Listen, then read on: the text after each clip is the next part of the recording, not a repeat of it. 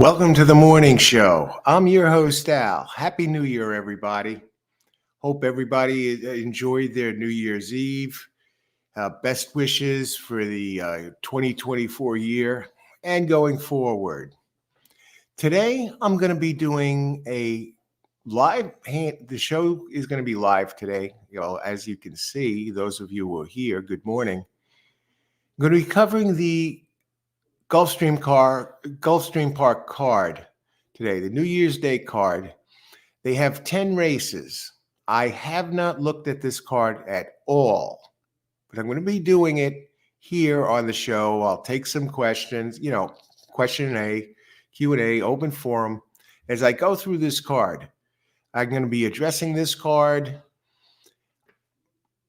for today's show. I'm going to be doing a Gulfstream Park show. I'm going to be covering I'm going to be covering one track today, really focused. Go through this card now, pick out my speed horses, the pace horses, pick out the ones that look like the fastest as far as the speed figures go. And the plan is to find good plays, exotic plays, when I'm doing the live show and give out exotic picks and focus on that. Gulfstream Park is an excellent card for exotics because they offer the 50-cent pick threes, the 50% tries. They have the Rainbow Six for 20 cents. So it could be it's a cost-efficient card. And we're going to get to that, but first, coffee. Happy New Year's.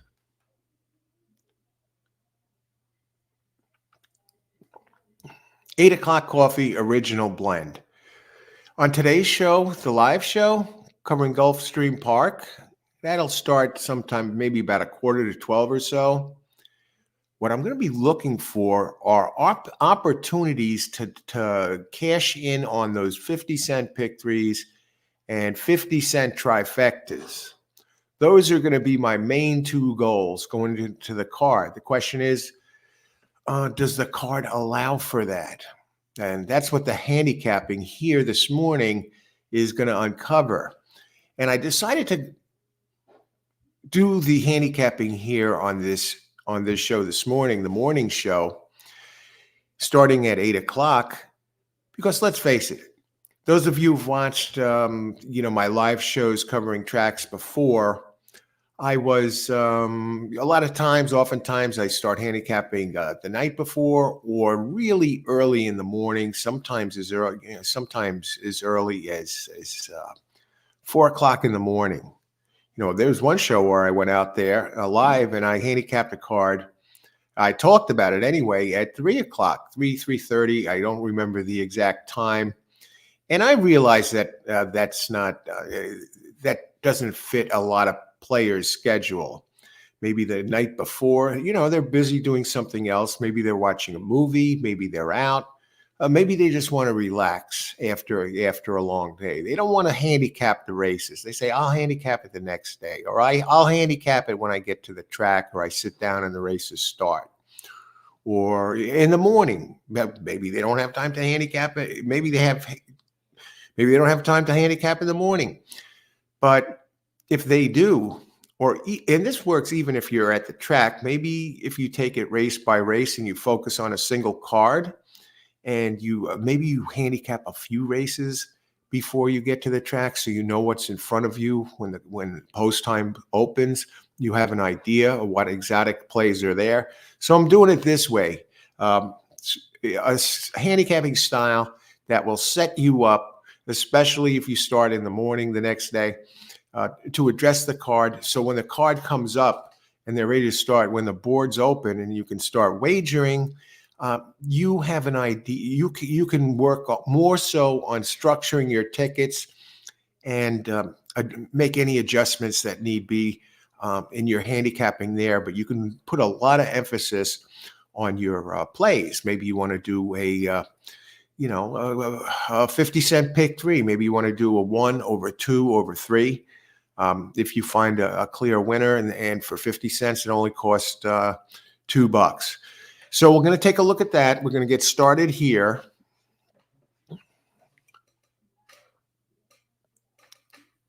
with Gulfstream Park, the only thing I've seen of this card to this point is that there are 10 races, and post time is at 12:10. And Dirty Reg is here. Good morning. I bought a book before leaving the track yesterday, but haven't looked at it yet. I'm about to, though. What's the book, Dirty Reg? Happy New Year. Okay. So we'll go to Gulfstream Park, January 1st. Let me bring this up. Let's see. So one track today, covering one track, Gulfstream Park thoroughly for New Year's Day. Look if we can connect, if the going is right. I see in the first race from the buyer figures that all of them have some experience already. So I'm going to start off by looking at some of the pace figures and see what's what here in the first race. The first race is 5.5 on a poly track, and it's 5.5, and jumping up. I drink the coffee. The coffee today is 8 o'clock coffee, original blend. The number 2 jumps off the page as the controlling speed here. It's running very quick. Name is Mexicoffee. Perfect. So that one looks like the speed. The number 3 really showed a big speed improvement the last time. So that one's pretty quick. It ran second at the first call the last time. It gets Paco Lopez. And 2, 3, and 9 has some speed. Blue Soldier.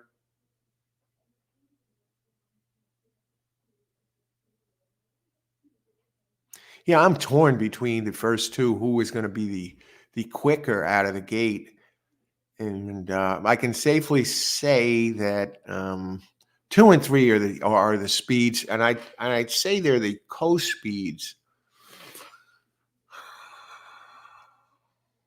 Okay, let me make room for this. So I'm going to divide this into these speeds here. So on the right, I'm going to list 2, 3.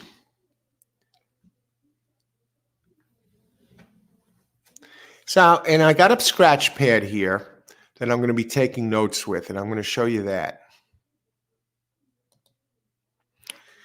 On the right, I'm going to start with a scratch pad. You just write it down. I have races 1 to 10 listed.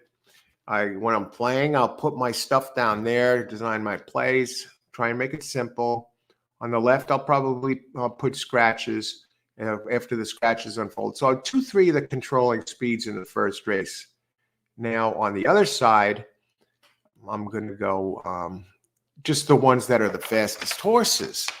So when it comes post time, I have an idea who I like, and I'll cover them on the show. And I'm going to try. The goal is to design exotic plays. I'm going to focus the best exotic play that is available to fit the race. Place and show betting. I probably won't do that much today. I'll set the bankroll today for $35 for the 10 races. I'll go, I'll make it, feasible. So if somebody's out there and they say, I'm going to play all of Al's plays, you play my plays, whatever, I'll tell you the price I'm going to play for. I'm going to play low today. And so if you mirror my plays, you're going to come up with the same exact results as me. And I usually keep a running tally of the bankroll throughout the card. So there's not going to be any secrets here. So, okay. So we'll go to the race. And now what I'm going to look at is the actual speed figures. So already, race 1, we're 10 minutes into the show, including the intro. And I already got the pace scenario set up in the first race. So I do this. I'm going to handicap this, and it's as efficiently as possible. And of course, when once the races start, I'll look a little further into the handicapping. But I have a lot more time, the luxury of having a chance to look at the board more, keep track of the payouts, and also to structure tickets with the gist of the handicapping behind me. So instead of going on a wild goose chase, I have a method here, a plan going into each race. So it's not so daunting because I've handicapped it in advance. And now I can focus on other stuff, time management. So I'm going to go down these horses here. And I didn't see the opening odds. I don't want to be swayed by the opening odds. And first, I'll do a quick scan of the PPs and see what horses. It's on to PETA and maiden claim 4 and up 12.5K. Okay, I see the one's been running at that level. Now 2 and 3 really interest me because they have some speed, and you know what? They're almost mirror images of each other. In fact, they both came out of the same race where the two, they're faster than the one. The two, this last one was at 5 furlongs. It faced the 3 and it finished. The 2 finished second, a neck behind the leader, and the 3 finished third, a half a length behind the leader. And the one thing that jumps out there is now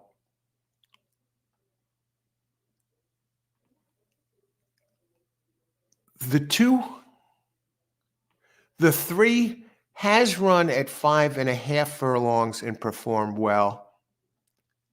And the 2, not quite as fast. Yeah, they're very close. They're very close. It's a coin flip. You do have Paco Lopez on the 3, and you have Reyes on the 2. But I'm going to go down the other ones. We'll get back to these. I see the figures that they're running.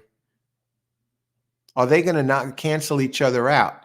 That's the question. But so far, I'm through the 6th horse. Michael Maker has a horse with Luis Saez up the 7, who first to PETA race proves itself a few lengths faster, at least, at 5 furlongs than either the 2 or the 3. So Kern River looks like the fastest to date. That's the number 7. Doesn't have the speed of the others early, but it's run at a much higher level. It's Michael Maker and Luis Saez on the 7. So you got the better jock and you got the better speed. Not going to be up there early.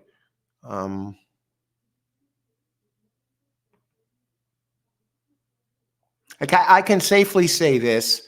I could safely say in race 1, 7 has the best speed figures, and follow 2 and 3 are almost a coin flip there. So what I marked down from the handicapping and the trainers in the first race on my scratch pad is this. What I marked down here is this. No rocket science. Race 1, I see 7 as the fastest horse, best connections, and I see 2, 3 is the 2. They're going to be the 2 speeds up front. Is one of them going to shake loose and get away from the 7? I will take a look back at the 7's pace figures, and see how far he's going to be behind.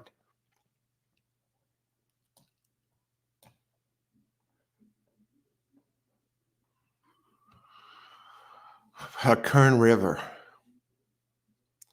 You see, he's going to be running at 23 and 5 or so, maybe 23 and 7.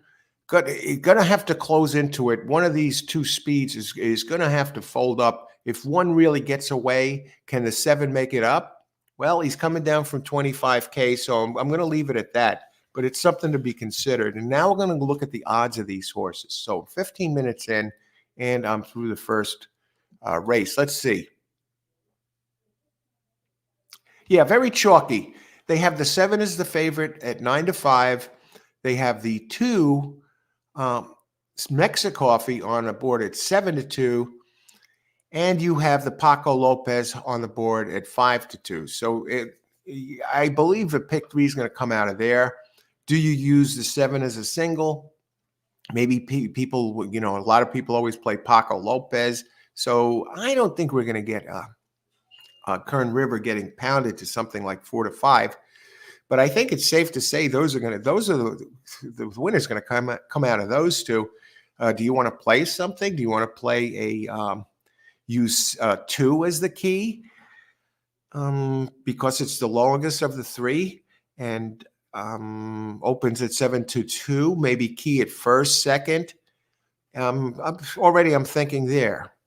So now we go on to race number 2. Now there's 10 races today. What track? And good morning, Al. Good morning, Seal. Happy New Year. Today I'm doing a track covering Gulfstream Park for New Year's Day. And I'm handicapping this right here. I started from scratch. I haven't looked at anything. All I knew going in is that there are 10 horses and they start at 12:10. So I'm letting people see. I figured let me start off and start handicapping at 8, looking at it for the first time to see people can see how I address it, what kind of notes I get ready going into the card. So I have more time to look over things like ticket structuring, more time to invest in the board. I know the horses I like best. I know the pace scenario. And I also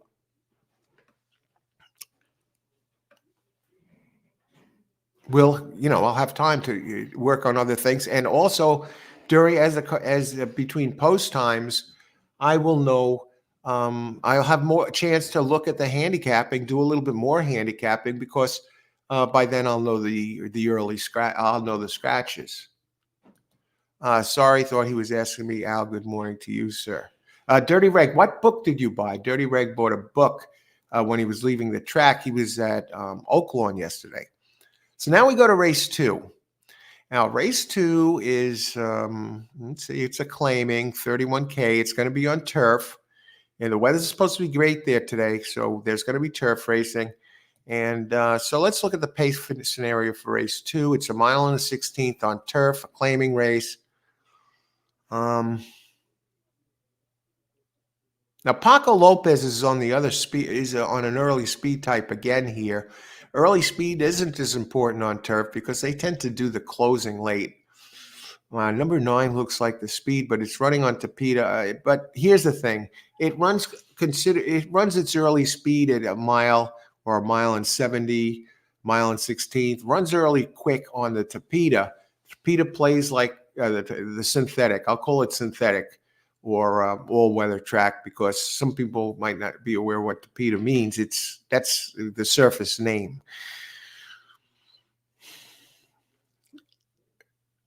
Turf horses tend to, they can adjust when they go to Tapeta or because they have similar, it suits both the Tapeta and turf.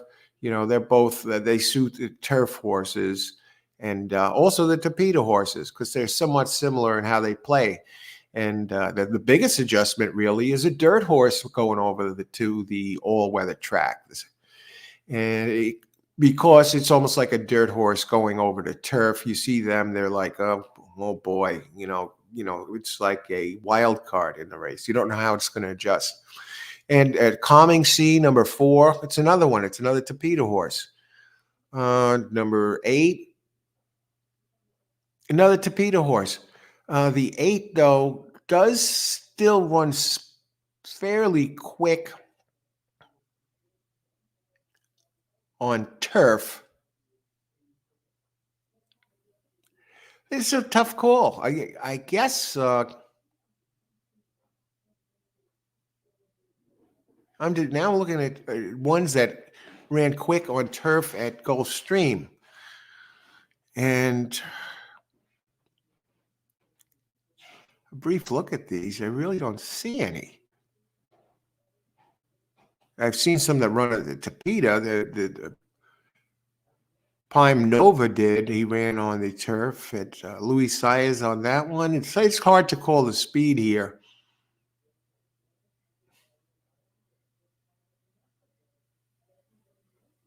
Here's one.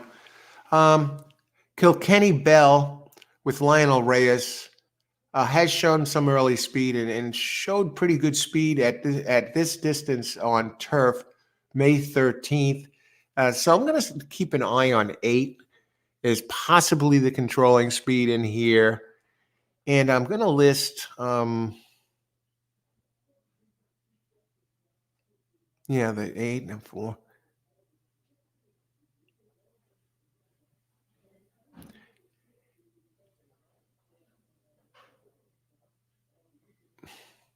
8.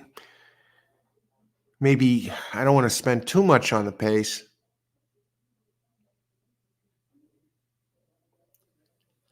Actually, I'm going to list 1 is the fastest. 1 is the fastest on turf, also runs fast on Tapeta. So I'm going to say, just show you, I'm putting 1 as the main speed, 8 is the other as maybe a question mark. Uh, there on the right, I keep my pace figures, and I'll put the Paco horse in there as a question mark. That's the number 9. Okay. Okay, and now I'm going to go look at some of the 9 entries in this race. Now I'm going to look to see how good these are 1/16 on turf and see the speed figures and somewhat trainers who jump out at me. Um, okay, I see what this is 25K. The one stays at that level. I'm just going to scan them and then I'm going to go back. Quick scan of the PPs, see what numbers jump out at me. Now I'm talking, okay. Strand of Gold, Safi Sosa Jr. gets Irod. Definitely faster than the 1. So now I got a gauge. Now I continue to roll down. It has run on the turf. It's a turf horse. Its first career race was on Tapeta, but since it switched to turf, it's running faster. Now that's at the claiming 50 level, so this one is dropping, where Safi Joseph Jr. wins 27% on the drop. Olson Murphy, never heard of this jockey. I only see 11 races here to his name. Hasn't none at did run a decent race at Aqueduct last time. Now was the allowance level, finished 10th and 10 back, but it's been getting better. Ran at Saratoga, did win the race 2 back on Tapeta for Kerry Bryan, who's 13% here. So that's a couple of wins in 15 tries. Jockey is weak. Just one to keep in mind.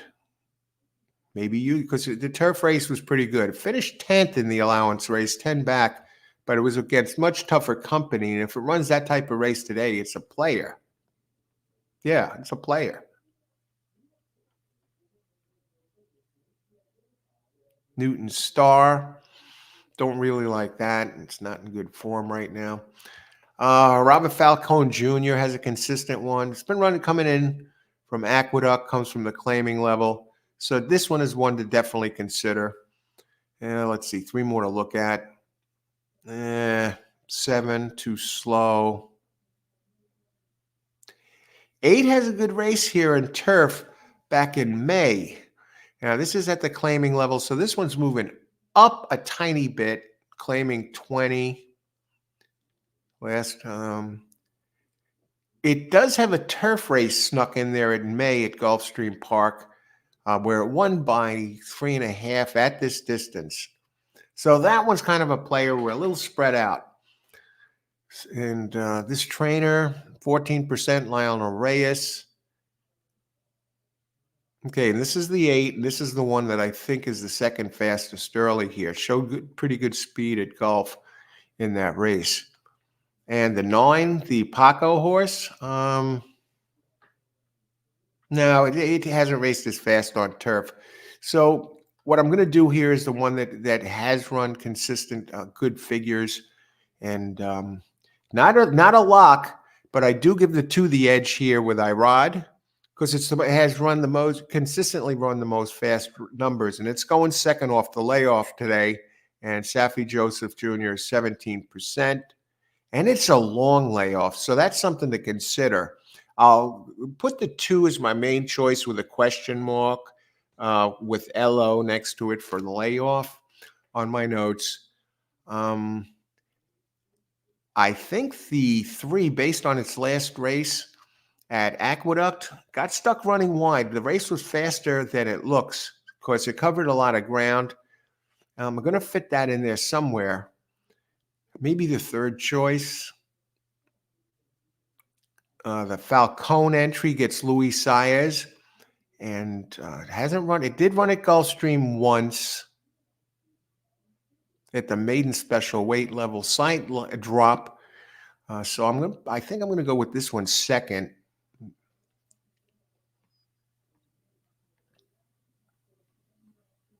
It's a 4-year-old. A tentative second, finished second at a mile 2 back. I'll list this one second, just because of the connections. And the other one, the 2, I'm going to list third, I think.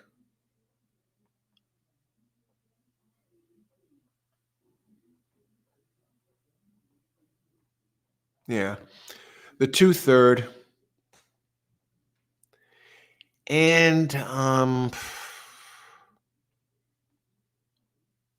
wow.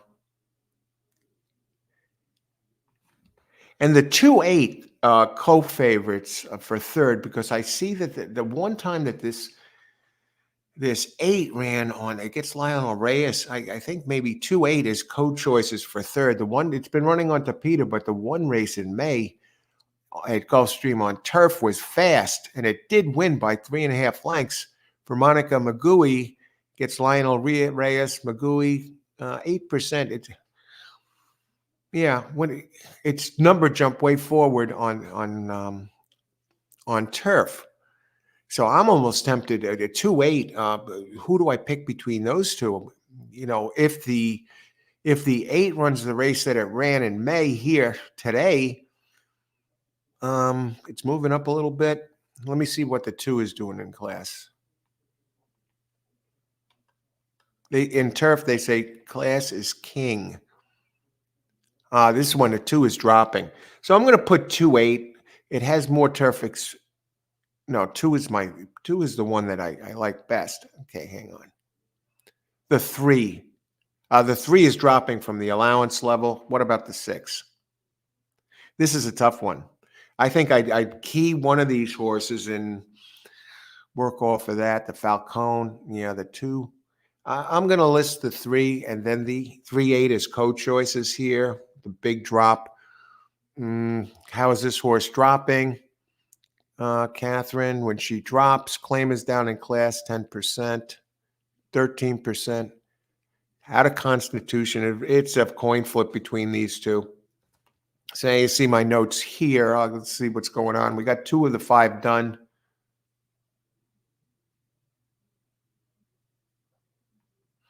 The sexy woman on the Gulfstream Park. What is her name? I love how she talks. Spanish-speaking lady. And sealed that Jock Murphy is good. He's over here looking for a horse in the Pegasus. Who is Murphy? Who is Murphy on? Well, I'll look, but let's see. If you have a number, I'll give you a few seconds to respond. Okay, I'll look for him.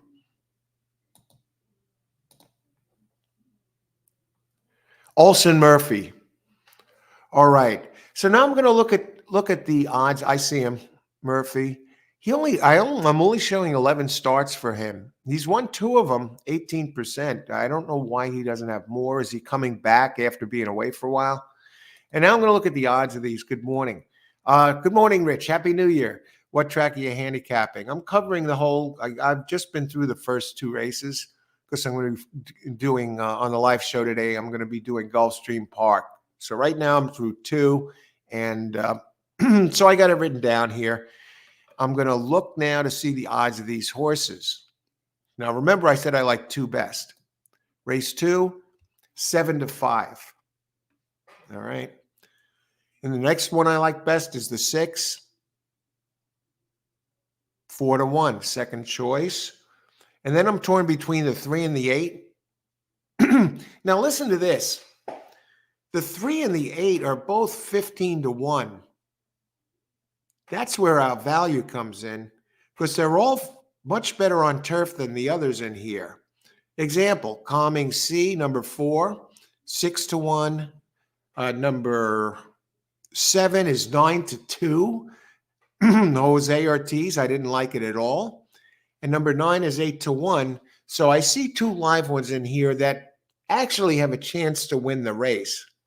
Do I want to just box? So I'm getting an idea because I'm looking for scores here at Gulfstream Park. When I say scores, my primary plays that I'm looking for here are pick threes and trifectas. That they come first today. I can't see myself show or place plays. I'm probably not going to go there today unless I really see something good. And you see how I'm setting it up, my scratch pad. On this side, I pick my pace horses. I see 2 and 3 in the first as the favorites to go to the lead. It could be either of them. That's why I have them separated by a dash. In this race, I think 1 is the fastest early, followed by 8, followed by 9. They've showed the best early speed on turf. And on this side of the page, I put the horses speed-wise who I think are the fastest horses and have the best connections, by the numbers. And for example, race 1, I see 7 as the fastest overall, the Michael Maker horse. And the 2 and the 3, it's a coin flip between those 2 for second and third. And the and the 2 opens at 7-2, and the 3 opens at 5-2, and the 7 does open at 9-5. And then in the second race, going down, I see 1, 8, 9 as the best, and I see 2 as the best, 6 is the second best as far as speed goes, and 3 and 8. We'll see what's going on. I see it can go either way, and those ones are the 3 15-1. You got to get that one in there. That's the one with Murphy up.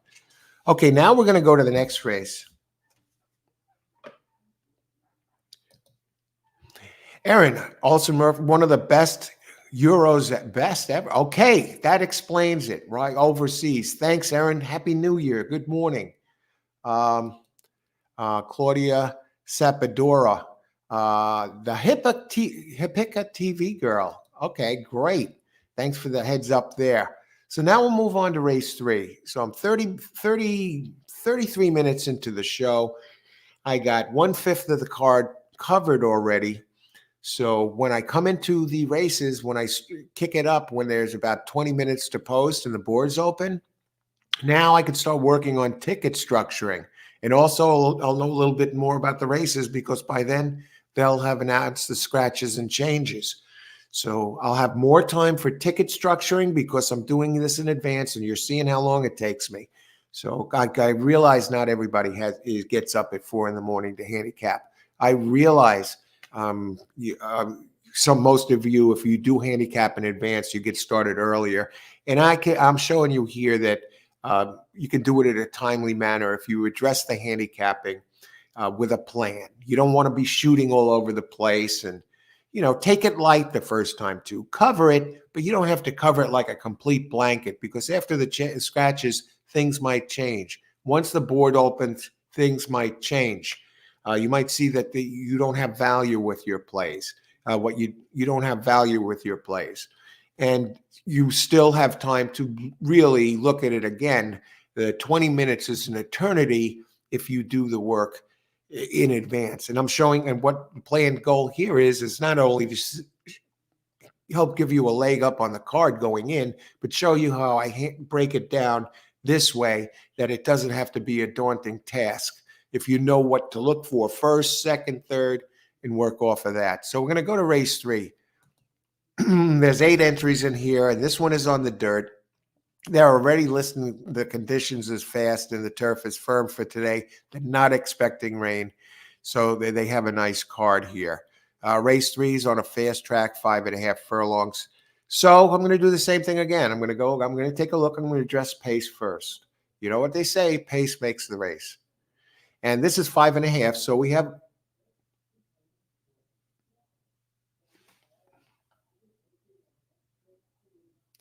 So we don't have a dirt race here. The third race is on the poly track. I thought I saw dirt listed on the DRF site. No, it is synthetic. Okay. Okay, 5.5 furlongs on Polly. And we have a few here that like to go to the lead early. The one, Jose Ortiz, excellent early speed rider, likes to go to the lead. Wow. And he's taken the lead at the first call at every race he's run. And he's had 1, 2, 3, 4, 5, 6, 7, 8, all 8 races that I'm showing here. He's went to lead. He had the lead at the first call in all of them. Okay, what about the 3? Okay, the 1 so far looks like the early speed. Yeah, significantly faster than the others, especially on the Tapeta. This one flies. It's like, 5.5 when it ran in August. It's been off since August. The turf race, dirt and Tapeta, it's very fast early. On turf at 5.5, it ran over a 24-second opening quarter, and it still took the lead in that race. But you see 1's all the way down. 2 is not fast early here. It doesn't figure as part of the pace. 3, no. 3, no. 4, no. This is a dirt horse going to the Tapeta. All 3 has taken the lead 2 out of 3, but nowhere near the numbers that number 1 Jet Wings has. Now we see where it gets its name. Paco Lopez riding on the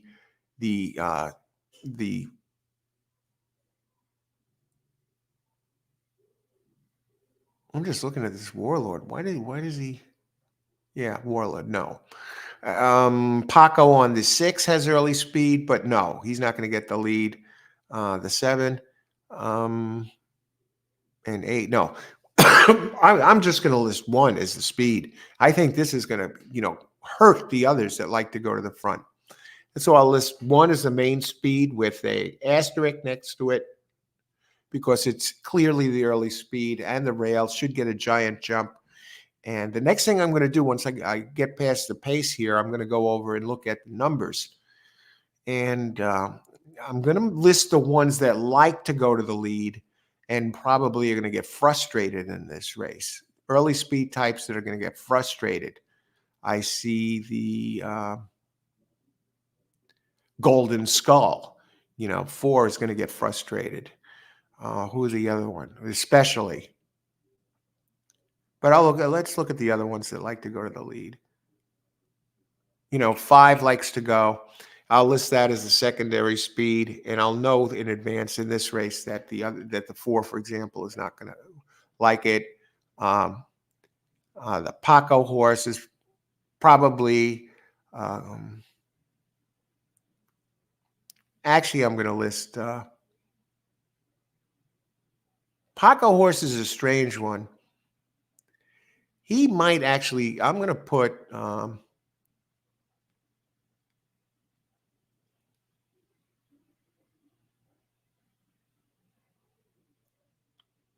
actually going to put the 6 as the secondary speed, early speed with Paco, and I'll put a P next to it, and I'll put 5 as the third early speed, and that's about it. But no one can run with the 1 here. 40 Flash. No. I won't go that far. Okay, now I'm going to go back. Let's see if anybody has a question here or a comment. Tuner. Hey, Tuner, good morning. Happy New Year. Looking at Gulfstream Park today. And now we're going to slip over to the speed figures. See who are the fast ones now. And you remember we talked about and I got the speed numbers on the right. See, I got these broken down here, taking notes. 1 followed by 1 with an asterisk, the fastest with Jose Ortiz. 6 followed by the 6 with Paco. I got the small P there, and 5 as the next speed. But it's all about 1. This one's going to be off and gone. Open lengths, I think, or early. We'll see. The other ones like to try. Okay, so maybe they get frustrated, and they might be ones to drop off. So now we're going to look at the actual numbers.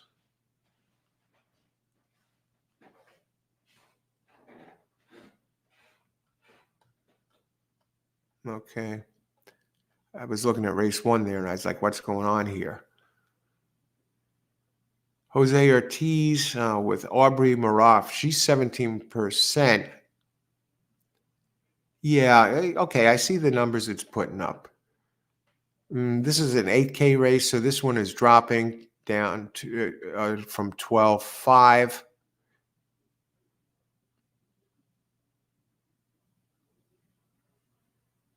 Aubrey is 18% when she drops. Okay, so I see what to look for there. Wow.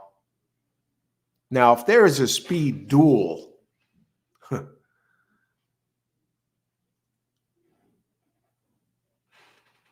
the 2 is actually putting up better figures than the 1.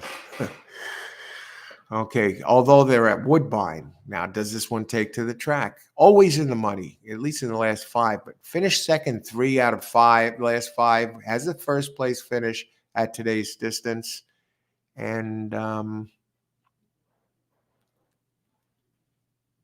has a victory at 5 and a second place finish at today's distance. I'll tell you what, the 2 might be faster than the 1. And maybe if there's a duel somehow, I think it's almost one that you have to consider. 3, I still no. 4, no.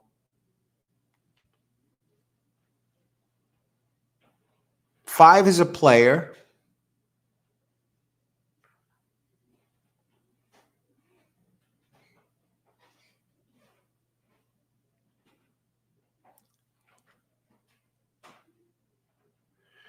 Six is a borderline player. 7, no.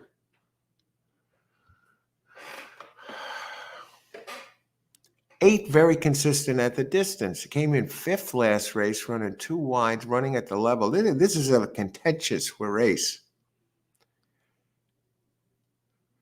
But I will say this, as far as pure the 1, this would be a spread race in multis. I think the two's in the best form now. It drops from 15 for William Therinos at Gulfstream Park. 11% gets Edgar Zayas up. Gets a really good horse. I mean, really, by the speed figures on Tapeta, I got to list 2 first. Jose or no Jose Ortiz. I'm going to list 1 second, and then from there, I mean, 2 would be the key in this race. 5 got to be considered. It's one of the speeds. Now, how is it going to react when it doesn't get the lead? That's the question. I want to look at the 6, the Paco entry. I think the Paco is the one that gets hurt here. I prefer the 5 over the 6. The 6, the 5 has Jorge Ruiz riding 11%. The trainer, lower percentage trainer, but this horse really has, he has won. He won the race 2 back at 5.5, ran a decent race last race, and now it comes back fairly quick for Luis Luna. Paco, geez. Did win the last race at 5, but not running quite as fast at 5.5. No. I prefer 5 over the 6. I mean, the 5 over the 6. 7 I don't like.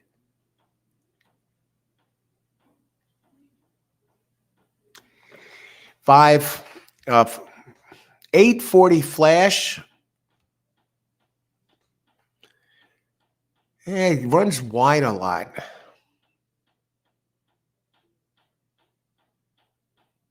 Put up a good number last race. Ran wide, finished 5th, 4.5 back. 8. Let me look at 9. 9 is a router.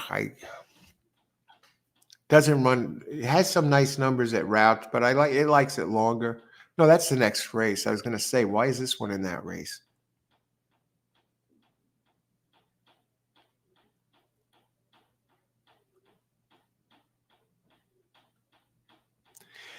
Two, 1, 5, 8 in that order. And I like Paco. I'll put the 6 because he did flash some speed with a question mark. So race 3 is in the books. And this is how I have it marked up. And I'll get to the chat. Oh, no, we'll look at the odds. How are the odds of these horses? Now, I'm going to show you the sheet here, the worksheet. Here, have 1 with an asterisk is the main speed, followed by 6. The Paco horse in 5 is the third fastest early. And in this order, I have the fastest is 2, followed by the 1. But the 1 has the big early speed edge, followed by 5, followed by 8. And I have Paco the 6 with a question mark because of the distance. Now let's see what the odds of these horses are. All right. The 2 is the second choice. No, actually, this is pretty strange. Now, you got to love this. You got to love this. Already, this looks like a good race. Because here, in this race, I have the 6 as my 5th choice with a question mark, race 3, the Paco horse, and that's the opening favorite. So I think we got a weak favorite in so I'm going to circle the third race as a real circle the third one because we got a weak favorite here in Paco. And we're going to see what the others. Okay, the one I like second. And another thing, the second choice. No, the second choice is the one. Jose Ortiz, who I have listed second, and the next is the 2, who has run the fastest races of all, opening at 3-1, and the 5. Now get this one. Get this one. My third choice, number 5, is opening at 20-1. Now, do you just do the 5-horse 50-cent play? No. My third choice is at 20-1. My fourth choice, 40 Flash, is 15-1. And then Paco, my 5th choice, is the morning favorite. So out of my top 4, I have the giant early speed Jose Ortiz, the second choice. I have 2 with the who looks like the fastest of all, the third choice at 3-1, and followed my third choice is a 20-1, and my fourth choice is a 15-1, and my fourth choice is 15-1. And my 5th choice, I have even a question mark with it. I think it could miss the board. I just want to. The question mark means check the board. It's opening at a 2-1. It's the favorite. So 3 I have circled as a charm here, as you can see on my notes, because I got 2 bombs. The 20-1 listed number 5 is my third choice. I mean, if you put that in as a show bet, I mean, you'd probably cash. But what I'm going to do is focus on getting a trifecta home here, maybe even a super. But you got 2 standouts in the 1 and the 2 in that race. Maybe you put those 2 and then come down the line, or maybe you put the 5 on top. A lot of opportunities. Maybe you use 1 and 2 and 50-cent tries and play 3 of them because you know they're going to be on the board. But I think key them in 2 different ones. There's a lot of ways to go in this race. So now we can move to race 4. And I want to, if you're just joining us, I want to say welcome to the morning show and Happy New Year, everybody. We're handicapping the Gulfstream Park card today for today's show covering strictly Gulfstream Park. No messing around. Okay, decent sized field. So in 50, the show, we're 50 minutes into the morning show, and I did talk a little bit here and there, and I got almost 3 of 10 done. Now let's look at race 4. And they've been a little bit complicated races, so you see it's doable. It took me, about 45, 46 minutes to cover 3 races, 15 minutes per race here. And I got what did I get out of this 15 minutes per race average? I got the pace scenario, and I got the horses who I like best, speed-wise and trainer-wise. So I'm going to have stuff to work with going in. And doing one track at the show with the show today, that's with 20 minutes or so between races. I'm going to have an eternity to cover exotic plays, ticket structuring, and whatever additional handicapping needs be done and looking at the board, as opposed to when I did some shows earlier for a few days in a row there, 4 or 5 days in a row there. I was covering 3, 4, even 5 tracks at the same time. The luxury is not there. The handicapping luxury is not there in advance, and certainly not the time to structure tickets and watch the board is not there. That's why we're covering one track today. We want to hit a bonanza here, and already we got a really good race in this third. On to race 4. It's going to be on the synthetic again. I don't see any dirt races yet. Let's look at the pace. Yeah, synthetic. So this is out of the first 4 races, we have 4 all-weather track, 3 all-weather track races, and 1 on turf. Where's the dirt races, folks? Okay, race 4.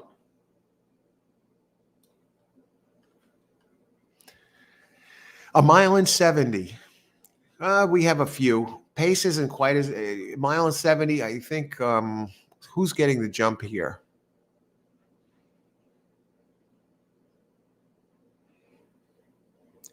Number 1, Radiant Gem, in the last 2 races has run significantly faster than it had been running in the past. I'm not sure what the deal is, why it has increased early speed, but it is running faster than the others. If they put Paco Lopez on the 2, who ran pretty quick at Gulfstream on the Tapeta, had been running turf primarily and showed a big jump in speed on a Tapeta. So not so fast, number 1. We have 2 with Paco Lopez, a speed rider, coming on number 2. Number 3, the others are faster. Harlan's Legacy, number 5. I ride Ortiz. He'll be stalking. 7, no. 8, 9, no. I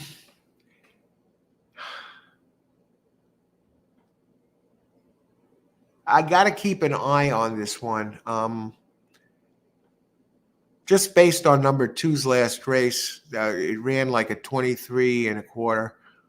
And the 1 has been running quicker earlier lately. Who's going to grab the lead? I think we're going to see 1, 2 out front. So I'll separate them by a dash as the speeds. Now we're going to go to the 9 entries here. So that's the speed. 9 entries in race 4. Radiant Gem. Now, here's the problem. Radiant Gem, when he's been running faster, the last 2 races, his races have gotten worse. He's been getting beat by double-digit lengths. When it ran slower, it's running nicer speed figures. Are they gonna? Is a trainer gonna tell this one to slow it down? It's a low percentage trainer, Mark Pasley, 8% here, and the jockey is a low percentage, 9%. All his races here at Gulfstream. I got to think the 2's better than this one. It's a coin flip. This one finished 7th too. A little bit better than the 1. I could see these 2 probably just smoking each other, and they're out of it. Dropped slightly in class for Joseph Orsino. At least he's 12% at Gulfstream. And this one does have a better race at Gulfstream if you go back to April on Tapeta. What happened last time? Outrun inside. It's I definitely put 2 ahead of 1, but 1 if it runs slower, it had a stretch there. Hasn't won in a long time, and neither has the 2. Let's see who else we have. 3 is light years faster than both of them. Dancing with Daffodils. Okay. It ran bad last race. What happened?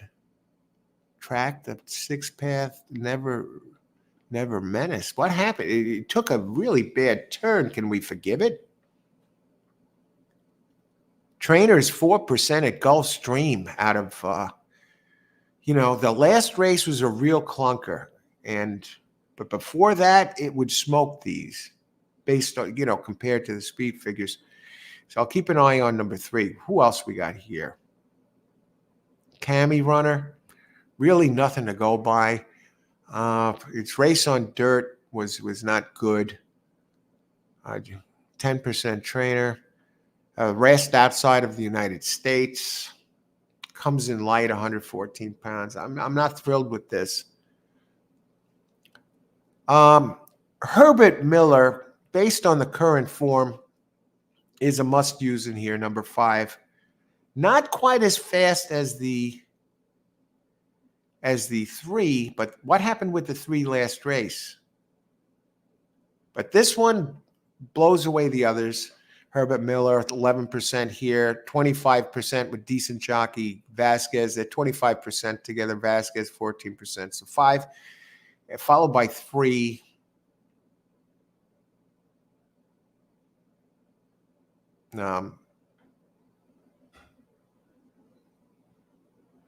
This one by number 6 from D'Angelo with Irod. Very consistent numbers. Almost a coin flip between the 6 and the 5. 5 has been running a little better. Katie's Dream Girl, as far as numbers go. But Harlan's Legacy, I think I'm going to give it the edge because of Irod. It knows how to win, this horse. Has won 2 out of the last 3. Out of the last 5, it also has a second by 1 1/4. And you can even go back. I mean, just on the running lines that's shown, it's won 1, 2, 3, 4 times with 2 seconds. Only once did it miss the board. And when it missed the board, it was July 16th.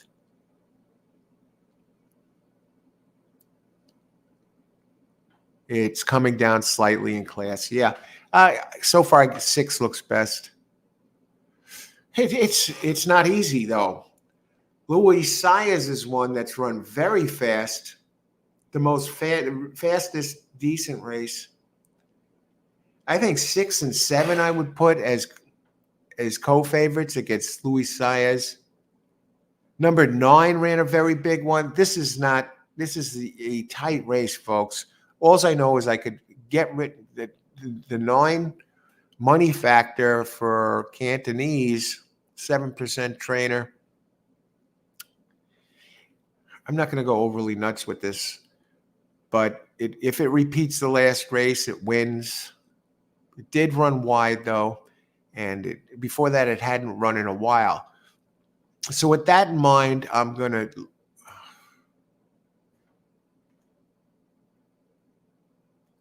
I mean, 5, 6, 7, 8. I mean, you could use them all. Do I want to really? I'll put the Irod on top because it has the best trainer, but it's really not the. Speed wise, I'm going to put. I'll put 5. I'll put Miller there because it does have some good ones. 5, 6 is co-favorites. It's a coin flip with those 2. These are the fast ones. And between 6, 9, Carlos Davis, Louis Saez comes off a really big race. Last race, 7. I mean, between 5, 6, 7, 8, I think we come out of there. I put a dash between both of them. And the wild card, who has the really fast races, but ran bad last race. So I'll put 3 and I'll circle it because I don't know what the odds are going to be. And this would, if it returns to any of the races before the last race, number 3, and runs like that, it wins. So let's look at the board. Okay, it's 9:01. We'll look at the board. Race 4. Okay, the 5 and 6 that I like best. Wow. The 5 is 10-1. And the 6 with Irod and D'Angelo is the opening favorite, 9-5. The 7 and 8, who I'm torn between. The 7 is the second choice. Current situation, that's the one with Saez. I think that one can actually be bunched with the 5 and the 6, and the 8, 6-1. And now the 3, who I have circled, opens at 15-1. And the whole thing about the 3 is this: is that last race an indicator, or can you throw it out? The horse just wasn't feeling good that day. Because if that's the case and it's ready to go again, the 3 is the likely winner if he returns to the previous form. So, and here it is. So we're through the first race. I've been on the show an hour now, so we got almost half the card covered. And I'm going to step away, reheat the coffee. You see, I got 5, 6. I could almost bunch the 7 in with the top tier. 7, 8 is I have the 3 circled. And I see the 1 and the 2 are significantly slower. So you got the early pace horses there, 1 and 2, who are going to drop out. They'll probably beat each other's brains out. And even if they don't have enough, the speed figures are way too slow. So I'm going to circle 4. Well, I'm not going to go. We got some long ones in this one. We got the 3. I'll put a dot next to it. That's like not an outright circle, but a dot to pay special attention, even though I'm going to remember this. Okay, I'm going to be right back, heat up the coffee, be away for a couple minutes, and then we're going to go on to race 5 of the Gulfstream Park New Year's Day card. And we'll be right back, which I will be doing a live show for today. Gulfstream Park, 1 track, looking for the exotic plays, specifically the ones you can take advantage of, the 50-cent tries and the 50-cent pick 3s. Be right back.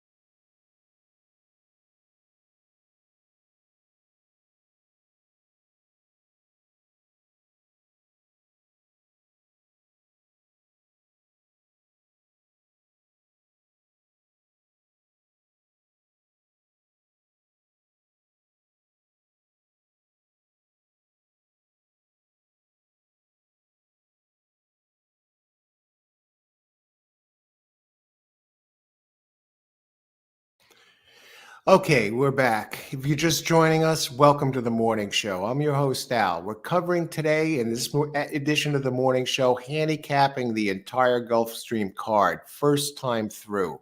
This way, I'm ready when the bell rings and post time. We can focus. We can do a little, some additional handicapping if need be after the scratches or something, look more at the board and have more time to look at the board on the show and structured tickets. I'll be going after, looking for opportunities to especially exploit the 50-cent pick threes and the 50-cent tries here that Gulfstream Park offers. Right now, I'm very direct the first time through the card. I'm not looking for tricky angles or cute plays or, yeah, this horse had one race, last year at this track. I'm not looking at that stuff right now. I'm setting the pace. I'm looking at the early pace. I'm looking at the speed figures. I'm looking at the trainer, how the horse has done recently. And so I'm going very direct with the most important angles that the race offers. And then I can kind of get cute, between races because I've done this leg work first. And I'll have a little extra time to consider something, so maybe something else. But I'm not looking for that now, the hidden angles. I don't want to spend an eternity on the card the first time through. I'm looking for the most important bonuses, strengths that the horses have to offer. Okay, now we move on to race 5, and race 5 of 10. And this is another the turf race. Now, out of the first 5 races, there are 3 on the all-weather track, and there are 2 on turf. Do they have any dirt races at all today? Turf, firm, dirt. 6 races, the first dirt race. Okay, but let's take care of this. Now, this is a 1.5 miles on turf. And I'm looking for Chad Brown. I'm scanning who the trainers are in here. No Chad Brown here. 1.5 miles, that's as long as the Belmont Stakes. The Belmont Stakes is in Saratoga this year, and it's going to be 1.25 miles. And I was talking to my friend of mine, Bobby Fedaro from The Sopranos, and he was like, he's wondering if there's going to be an asterisk next to it this year, since this year and possibly next year with the construction of Aqueduct and the addition of the all-weather track. This Belmont Stakes may be at Saratoga. It's definitely this year, but maybe next year too. Now, look at the pace figures. Pace is not as important at 1.5 miles, obviously. So I'm not going to put that much weight into it. And see if there is a pace horse. 3 has been running. No, it's not really a standout on pace. It's been running on different. To Peter, it put up some wicked fractions. 22 and 3, and it sprinted at turf. No. How about the 4 Jeopardy Theory? I look at the pace first and see if it covers the distance. 4 has pretty good early speed. Longest it's run here, and this running line is 1 mile and 16th. Even then, how about Rock the Stars?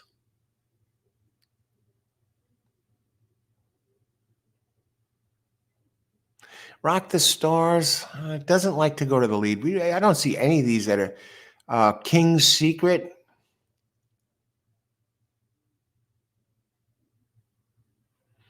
This one has run 1.125 miles before at pretty good fractions. Gets Jose Ortiz. It likes to go to the front.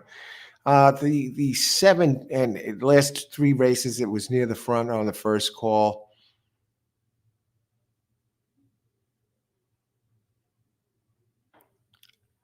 Number 7 looks like the pace.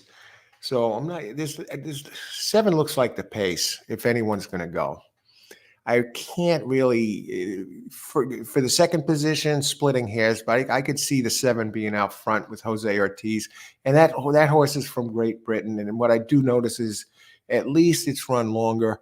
Modern Love.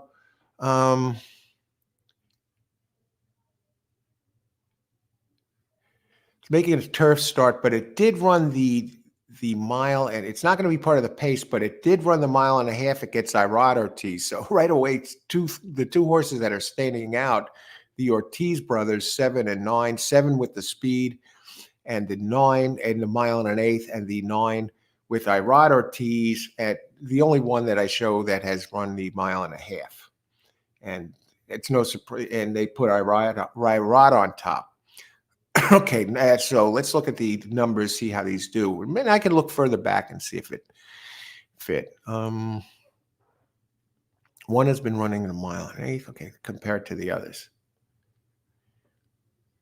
One is coming in from Aqueduct, Mark Henning, a 12% trainer at Gulfstream, and has Johnny V up. Did win 2 back allowance level. This is an allowance optional claim.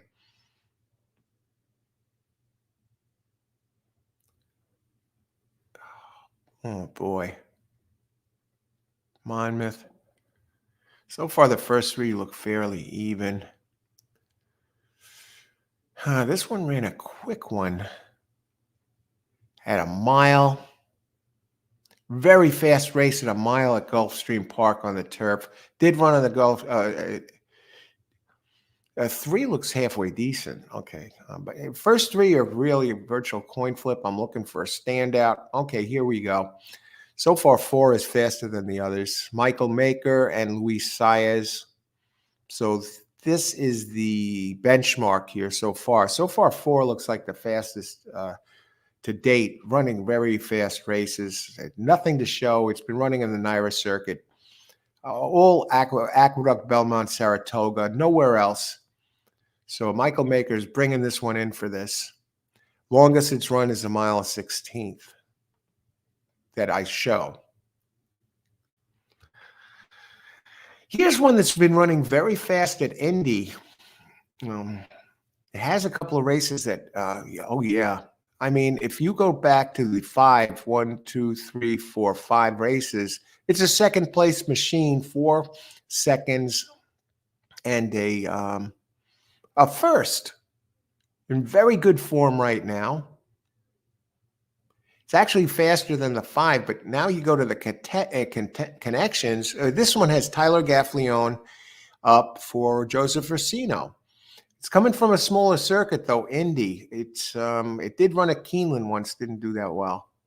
But at Indy, this one has a couple of fast races, and it's alternating good race, a little bit slower, goes back.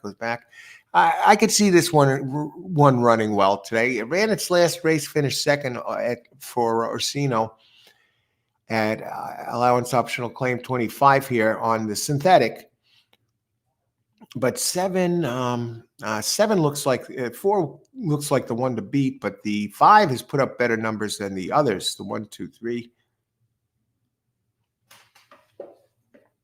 Rock the Stars with Castellano.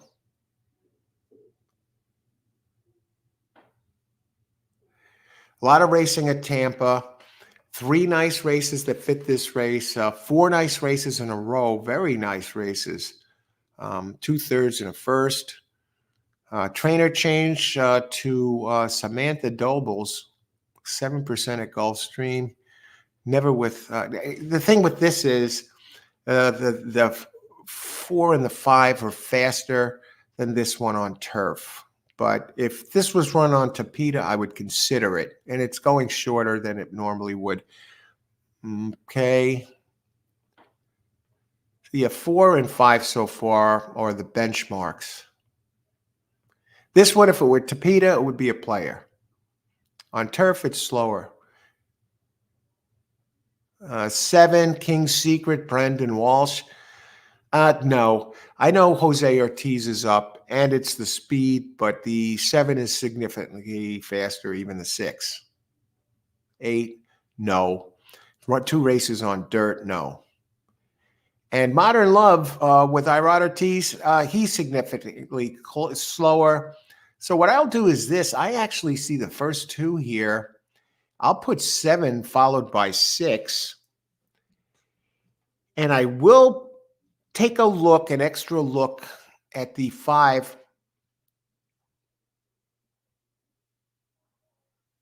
No. 4 followed by 5 as my top 2. Let me just scratch this out so it's not confusing. As the top 2. And I will take a look closer look at the 5 to get in the mix. Not the 5, the 6 to get in the maybe get in the mix. I don't even know if it's worth going past this. I think I would just, use this race as a stepping stone for multi-race plays. But I will take a look at the 6 because there's 4 races on Tapeta that maybe it's getting this good. It's making its first start as a 5-year-old for doubles. It would be a win contender if those numbers were posted on dirt. The only good thing that I can say about the 4, 5, 6, though, and I'm going to put the only good thing I could say about the 7 has early speed. The only good thing I could say about the Irod horse, it has experience at the distance, but that's all I can say. Ian Wilkes is not a monster at Gulfstream. He's a 10. So I see 4, 5, and 6 is the fast one in that order. I could almost say 4, 5. I'm listing, even though 5 has now 4, 5, 6. Those are the 3 that I list as the fastest ones. And let's get the odds. So now we're halfway through, and we'll look at the odds. 4 is the modded favorite at 5-2, and 7, the pace horse. Okay, with Jose Ortiz, 12-1. The only thing it has going for it is the pace. The second choice is number 9, Modern Love with Irod Ortiz, and I just don't see it. So it is coming in a little light, but the numbers aren't there. The second choice here, no, the first choice is the 4. The only nice thing about this is the 5-1, number 5 with the good numbers at Indy is 5-1. So that's the 1, 2. Yeah, that's kind of chalky. They're giving it respect. 4 and 5, the 2 I like best are the top choice anyway, 5-2 for Maker and Saez, and the 5, Jeopardy Theory with Gaffleone, 5-1. So you're getting a price horse in there, a little bit of a price horse. And they're being fair with the Jose Ortiz choice. I didn't like it except for the speed. And otherwise, they open that one at 12-1. If you think Jose's going to steal it, the numbers are too slow. But 1.5 miles, you don't see many wire jobs at 1.5 miles. Okay, now we go on to race 6. Our first dirt race. And 922. Okay, so we're half the card covered here. And again, we'll go to the pace. 6 races on our first dirt race. I think that's chalky. I think that race, I'll take either the 4 or 5. And maybe spread it. Start a pick 4 in the 4th race, or even maybe spread in the 2 legs of prior because there are some bombs in the 3rd. Somehow figure it. I'd leave the 6 out of that and just use the 4 and 5 in the pick 3, or maybe even single the 4. Because, the Ortiz brothers are going to take money, and this one is a Maker horse that's clearly, consistently the fastest, even though the 5 has snuck some in there recently that are pretty quick. I think you're still going to get honest odds on the 4 that open at 5-2 because of the Ortiz brothers. Okay, race 6. We're doing pretty good here.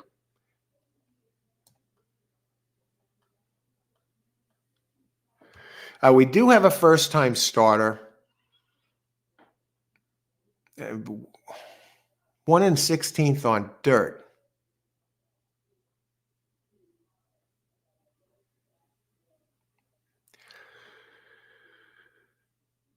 Okay, the first one's a tricky one.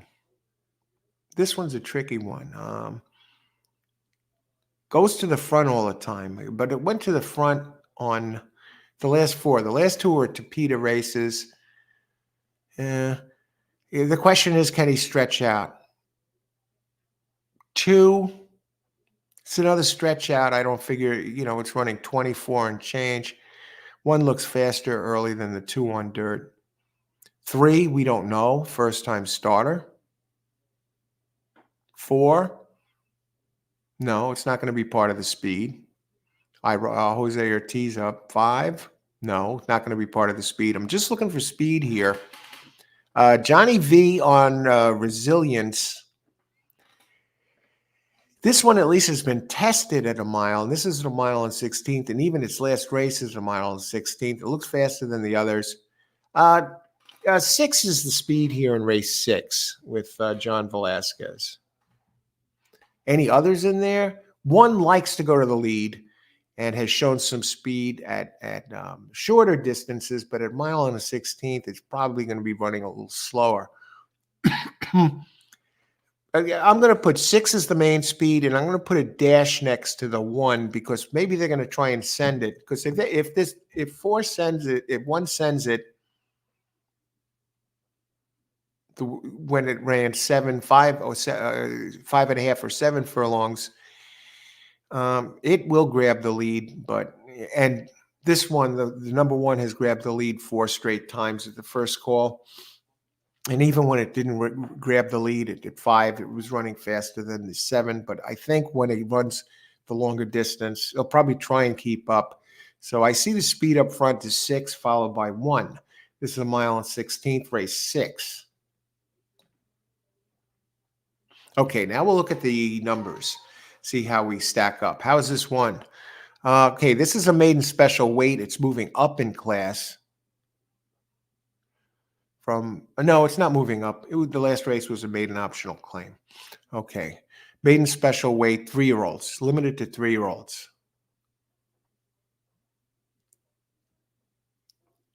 Number 2 ran at 6 furlongs and ran much faster than a race than the 1 ever did. And gets first-time Lasix for Ian Wilkes, and it gets Luis Saez up. And this trainer, Wilkes, giving Lasix for the first time, he wins 10%, but he did jump forward to finish 3rd last race. So far, I'm not overwhelmed. Certainly not by the 1.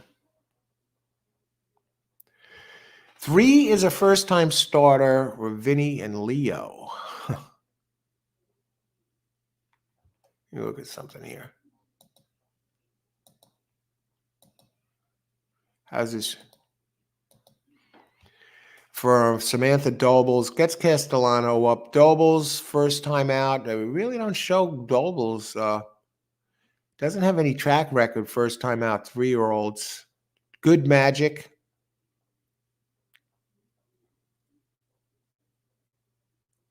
First time out. The first time out does sneak into the money 42% of the time. Wins. And does win early.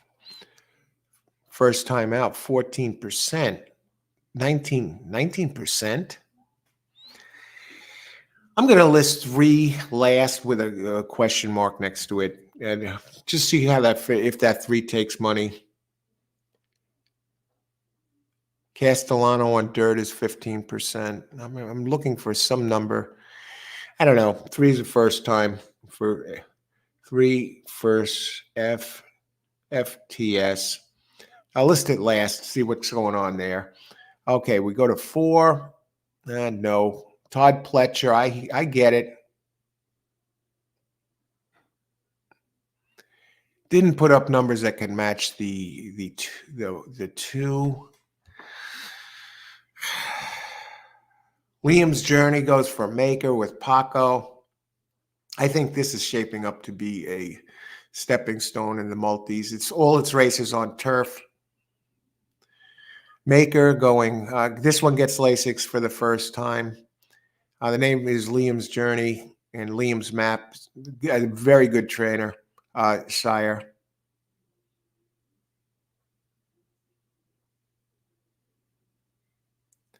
Maker is 16% when he gives Lasix the first time. Some 5's a turf entry. Oh, God. 6 Resilience for Mott Williams just blows these others away. If it has a 3rd and a 2nd at this level, mile and a 16th, a mile, it can get the distance. First time Lasix for Mott Williams. He's 18%. The Johnny V up. I think 6 is, from what I see so far of these, 6 is the clear winner. 7 for Shug McGahee, not even close to being as fast as the 6. But did get the mile, gets first-time Lasix, and Shug in 204 tries wins. He wins 22% with first-time Lasix. Gets Jose Ortiz, and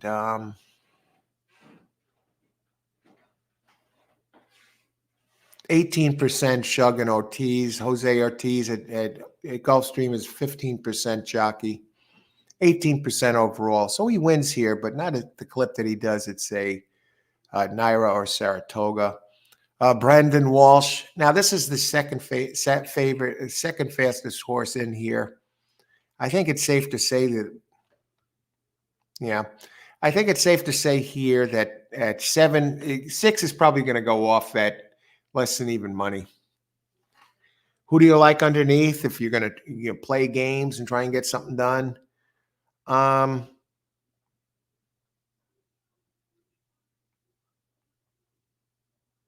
Walsh's number 8, I would say, is the second choice. And the third choice is a split here with the Jose Ortiz 7, and the other one that showed a good race with Saez, the 2 last out, and closed well and actually ran a little faster. So 2, I'm going to put a co-favorite for third, 2 and 8. No, not 2 and 8. I didn't want 8 second. I wanted 8 second. 2 and 7 as the third choice. So now we'll get some odds.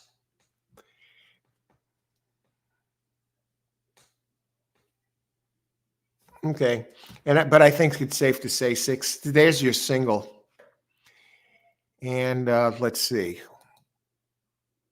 Okay, and here you're going to see, I'm doing the charts. For those of you just joining us, on the right, say for 6, I see the pace. Oh, look at this. 6 is actually the pace, and the number on the right of the line, the dividing line, that indicates early pace. Example, race 5, I see 7 as the clear pace. Race 4, I see it's either going to be 1 or 2. I list them in order. Now, on the left side, I list the horses in order of who I think are going to fastest, the connections, who's going to go forward. I see 6 as a clear cut winner, and the 8 as the second.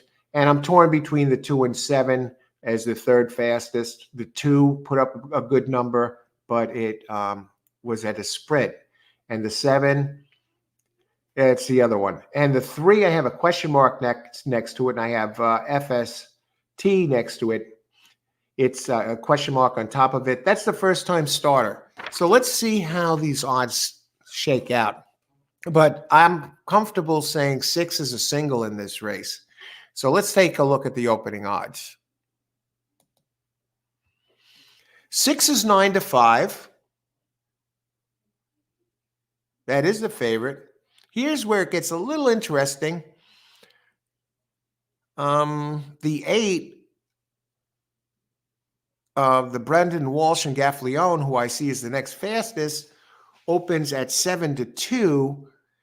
Whereas the second choice on the opening line is the Ortiz, who I have listed as like a third or fourth place candidate. So the 8 has been faster than the 7, but yet the 7 comes in slightly lower odds, 3 to 1. And the 2 and the 7, who I have co-choices for third, is 6 to 1. And the first-time starter, Vinny and Leo, the 3, the one that I have the question mark listed last. Although there are some positives with this. The 3 has a decent sire. Anyway, the 3 opens 20 to 1 with Castellano. Now we go on to race 7. Very quietly, we only have 4 races left to cover. And that the style I'm using first time through the card being as direct as possible. I have a plan. I'm not turning this into a witch hunt. I'm not looking for fancy angles here. I'm going after the most important ones, the pace, the trainer jockey stuff. And I take care of the pace first because the pace is the easiest thing to see before your eyes, which ones have been running fast under the similar conditions, the fastest. And you see 6-1. And then I go over and I start looking at speed figures, jockey trainer, and I'm very direct with it. I'm not beating it to death right now the first time through. I'm looking for the most important factors when handicapping a horse race. And I come up with these numbers. I can dig deeper after the scratches, come post time. And so now this style allows me to handicap the races in a timely manner, not getting lost somewhere, not spending 25 minutes on one race, pick out the key angles, get them down out of the way. And then I could always look a little deeper as the board opens, and I could spend more time on structuring plays. In this case, I'm looking at pick threes today, 50-cent pick threes and 50-cent tries. And since Gulfstream offers that, to get some potentially large payouts for a low investment. And then I can also look at the board and I can see what the odds are, and I'll know the scratches. And so I get this out of the way, the heavy lifting first, and I'm showing you right here that it can be done. An hour and a half, really. I started at 8. I maybe have maybe 5 minutes of small talk mixed in here, but most of the time it's been all business handicapping this card. And still, you see at an hour and a half, it's taken me to do 6 races. Somebody mentioned to me on a show once, when I was doing multiple cards on a show, like 4 horses. I'm not doing that today. And most of my shows are going to be covering just one track. That allows me to interact with the audience, answer questions, and also handicap the races because I'm not bouncing around. Somebody once mentioned to me on the show, he's like, well, you handicap all of the cards in advance. Who has the time for that? You see, it's taken me already an hour and a half just to get through these 6 races. So now I'm doing 4 cards, and so that's an hour and a half. So you're probably talking another hour here to get through the next 4. So that's 2 hours, and I'm going to handicap 4 cards in advance, 8 hours, and then make adjustments, and then the races are going off at the same time. I would have number one would be 8 hours probably wasted completely because I'll never be able to address the races the right way. I won't have time to structure tickets. I won't have time to talk with people on the show. And I'd probably do shit as far as making money with those races because everything's all over the place. I wouldn't be able to, talk with the audience. I wouldn't be able to handicap the races the right way. And so that's why I'm doing one, cover it precisely, and I can give out exotic plays, not horse around and say, oh God, I'm running out of time. What do I do? And I don't want to be giving out show plays as my picks on the show or place plays. I want to be giving out exotic plays that are structured the right way and possibly multiple tickets for pick threes, go places like that. Be prepared to play the pick threes because I know who the horses are going to be that are going to be there at the end. Dirty Reg, what do you got? Then we're going to move on to race 7. My only focus is Oaklawn, but is enjoying hearing you speak on Gulfstream. You going to be playing today, Dirty Reg? I think Oaklawn is playing today. I'm not going to be covering other tracks. Of course, you could share with each other. That's the beauty of this. We got great crowd, great community here. And some of you are playing those multiple tracks. So even while I'm doing Gulfstream, I'm sure somebody here, we've got a lot of players that spread it out. They'll be giving their opinions on different tracks as well. So best of both worlds. Yes, I'm playing. All right, great. I'm glad you enjoy this show, Dirty Reg. We'll go to 7. Okay, race 7, we're on the turf again, and Chad Brown is in this race. And I just couldn't help. I don't look at the odds first, but I did catch this odd because I don't want to get swayed looking at the odd first. I did catch that the Chad Brown number 8 is opening at 7-5. All right. Okay, race number 7. It's a mile and a 16th allowance optional claim. As usual, go straight down and look at the pace. A mile and 16th, yeah, it's a better chance that pace can play a little bit more of a factor in this type of race than a mile and a half. But what I'm seeing here is we have a lot of synthetic races today, and only out of the first six races, only the sixth so far has been on dirt. So, and the weather's going to be great.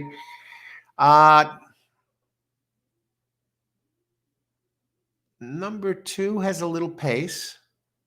Its last 2 races are on Tapeta, but it has run at a mile and 16th, a mile and a half, and a mile and 16th.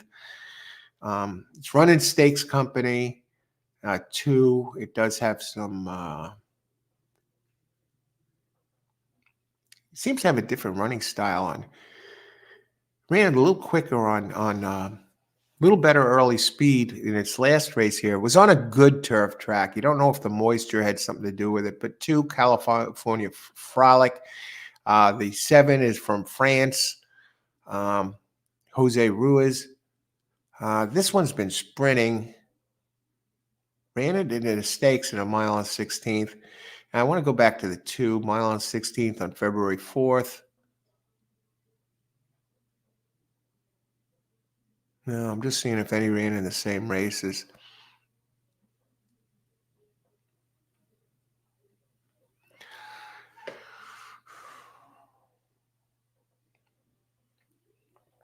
Race 7 has a little early speed.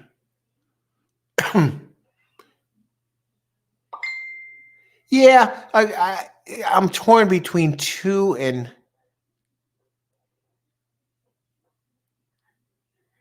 Yeah, I'm going to say 7 and then 2 are the speeds in that order. It's close. I don't know.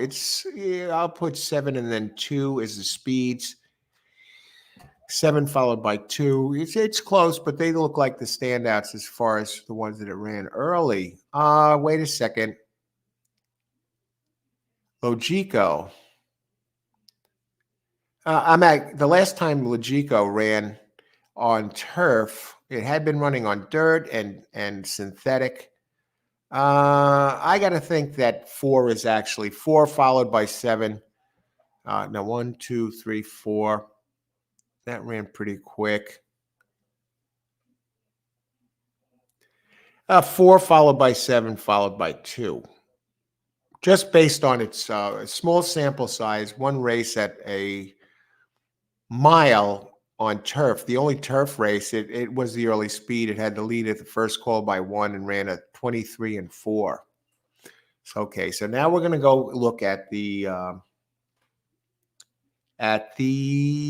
speed figures. And this race, I'm going to cover the 10 races and then and that's the show. And you could always go back if you started late and see who I liked in the beginning and why. I'm covering a lot of the stuff here that I would normally cover on the show.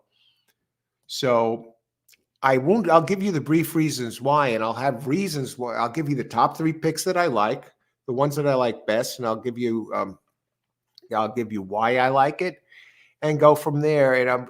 And then go to the ticket structuring, not so much going and looking at everything that moves in the race. I'm going to keep it direct to the contenders because that's what it's all about. And I'll answer questions as time permits about some of the other horses. And we should have some time for that because we're going to have the full 20 minutes between races. Not 5 minutes to do everything, or 3 or 4 or less when you cover 4 or 5 tracks at the same time. Okay, so race number 7. Let's look at the speed figures of these.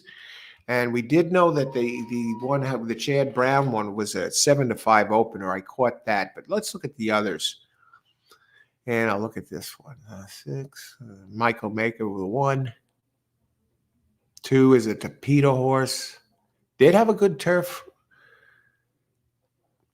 race at Gulfstream April. How did it do in that race? Oh, they were G2, G3 events. Finished 6th and 8th, 7 lengths back, 5 lengths back, but it was in a tougher class. And this one I gather that's with Edwin Gonzalez. I'm looking for better here.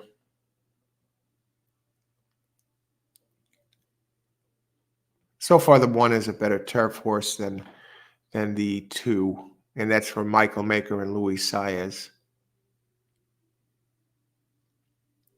So far, this looks pretty evenly matched.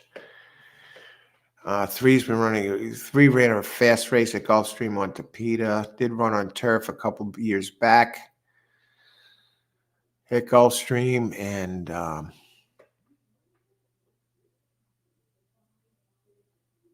finished second 2 back. Wide open race. Wide open race. I don't like the Saffie Joseph Jr. 5 can be tossed.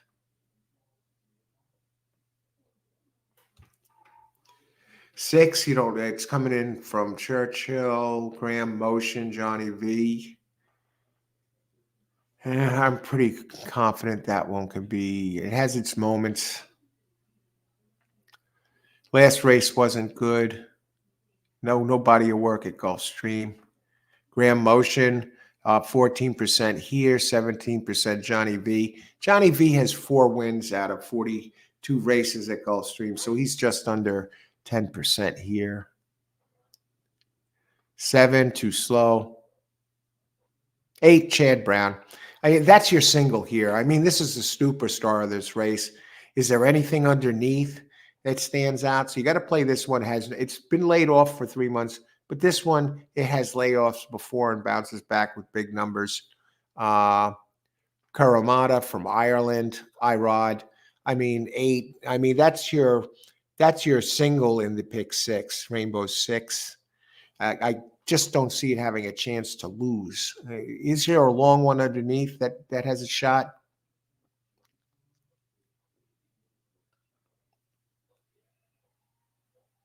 Now it's easier because I have a benchmark here.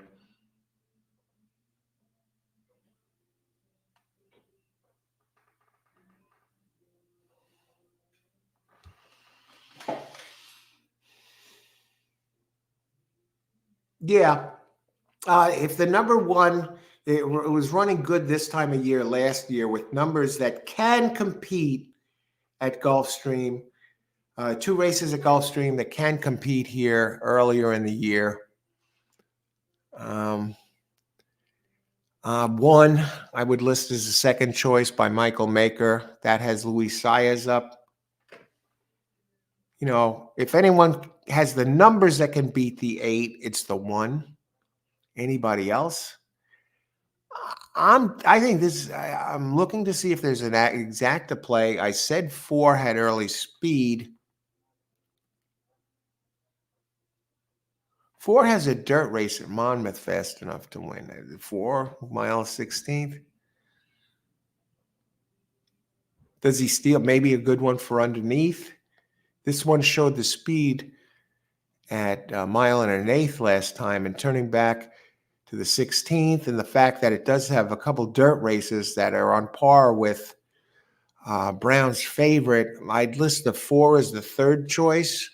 Maybe it tries to run away, but 5 I don't like. 6 maybe sneak into the exotics.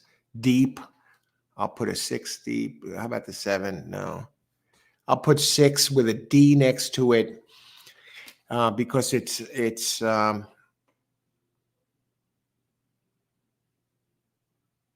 Keeneland in October, it ran a race good enough to finish second. And earlier in the year at Santa Anita, it ran a couple that are fast enough to finish second first. But I think I have this one sized up pretty good. And now let's go to the opening odds here. Okay, yeah, 7 to 5. I got 8s underlined multiple times. I mean, that's your single. And let's see if we got one that we could use maybe in an exacta play or a tri play that has a price underneath. We'll start with number 1, the Michael Maker horse. 8 to 1. I see this as the second choice. And for the reasons I just talked about, and he's not the second choice. The second choice in this race is the 6. And the 6 is the one that I said I would only consider deep underneath. That's my 4th choice, and that's the second choice here, Graham Motion. So that's good. And the one I like second best, get this, the one I like third best is number 4. The speed, the one with the dirt race is fast enough, and also with the showed much better early speed at Monmouth. Logico, number 4 opens 30-1. So I am going to circle that one as I'll put one, I'll circle that one, not because I love it, but because it's one to keep an eye on. Maybe it gets on the board. Maybe and it has some races. Let me go back to that 4 now. I'm talking about a 30-1 shot here. It has a race by itself on the turf. Now, this one has only raced, it's only career turf races, and it's one of its better races. And it has a race at Monmouth on dirt in June that is fast enough to definitely hit the board. And it has a sprint at Gulfstream Park where it put up a nice number. And it has a sprint at Parks. Not a sprint, a dirt race. This one's a player. The whole in its turf race was not bad. It did finish 4th in that race, but that was at 1 1/8, and it showed a lot of speed that would jump out front of the others here and maybe hangs on for a piece. So it has some turf, and number 4 there makes this an interesting race because you got a clean winner on top. I don't even think you have to do anything. I mean, actually, by the numbers, forget if it's dirt or turf. The only one in here that has a chance to win this race besides the 8 is the 4. You could hear by the enthusiasm in my voice that we've uncovered something here. You want to play it to show? I don't know, but it's one to keep an eye on. And number 6 is the second choice. So, you go 8/1/4, you're probably going to get it done at a price because the 1 opens 8-1 and the 4 opens at 30-1. If you want to throw the 6 in there, I wouldn't even throw the 6 in there underneath.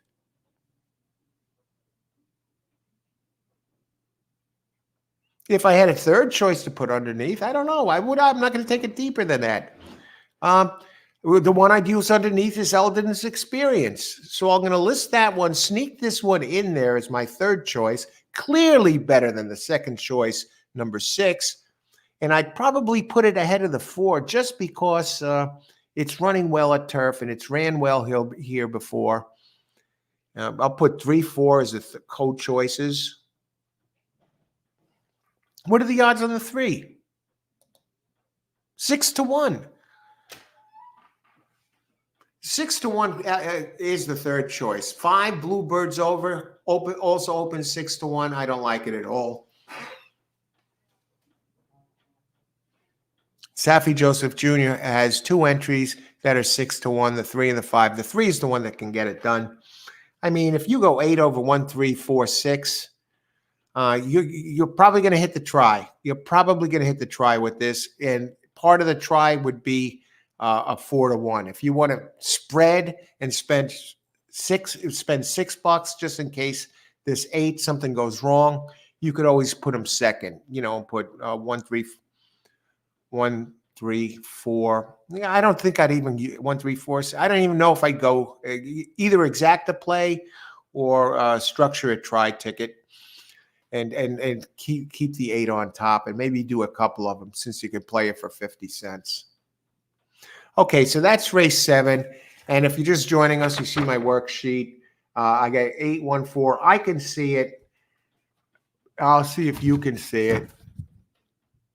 You can see with the 4, that's a 30-1 shot, and it is the early speed, and it has numbers that are fast enough to actually win the race. If 8 doesn't bring it brings its C game or B- game, because it had a lot of dirt races that are fast enough on par with the 8, but the early speed 4 is 30-1. But I have 3 there. That's a 6-1 shot that's been running well on the turf for Saffie Joseph Jr. That might, if anyone beats the 1 for second, it would be the 3. But the 1 is 8-1, and I like it a little better. Now we go on to race 8. And I want to wish everyone, if you're joining us, a happy new year, very happy new year. And remember, may the horse always be with you. And we're going to be doing a live show today covering Gulfstream Park and just Gulfstream Park. And good morning. I see Dan is in the house. Dan, you had convicted opinions last couple of days at Gulfstream through this exercise. Fly the win on Saturday, Ozone yesterday, which hit early pick 3 at 151. Let's find another. Yes. Good morning. Happy New Year, Dan. Good to see you. And today I'm just covering one track. So I'm going to have the time between races to set up exotic plays. I'm going to be focusing primarily today on 50-cent tries and 50-cent pick 3s. And maybe even pick 4s. Exact is not so much. Am I going to be doing show plays, place and show plays? No, I'm not going to be doing that. I'm going to be focusing on take advantage of the 50-cent plays that Gulfstream offers us and use these to structure these tickets. In some cases, multiple tickets. And in some cases, multiple plays. I'm going to put a limit on my bankroll today for $40. And work from there, jump out, and looking to hit some big scores here. See if the 20-cent pick 6 offers, the Rainbow 6 offers something. And without doing multiple tracks 4 or 5 times, I'll be able to address this the right way and also converse with those of you who are here asking questions or just making conversation. I'll have time for that. Doing 3-4 tracks at a time. I didn't have time on the show. I didn't have time to structure the tickets, get creative, watch the board the way I wanted to, interact here with everyone who's talking.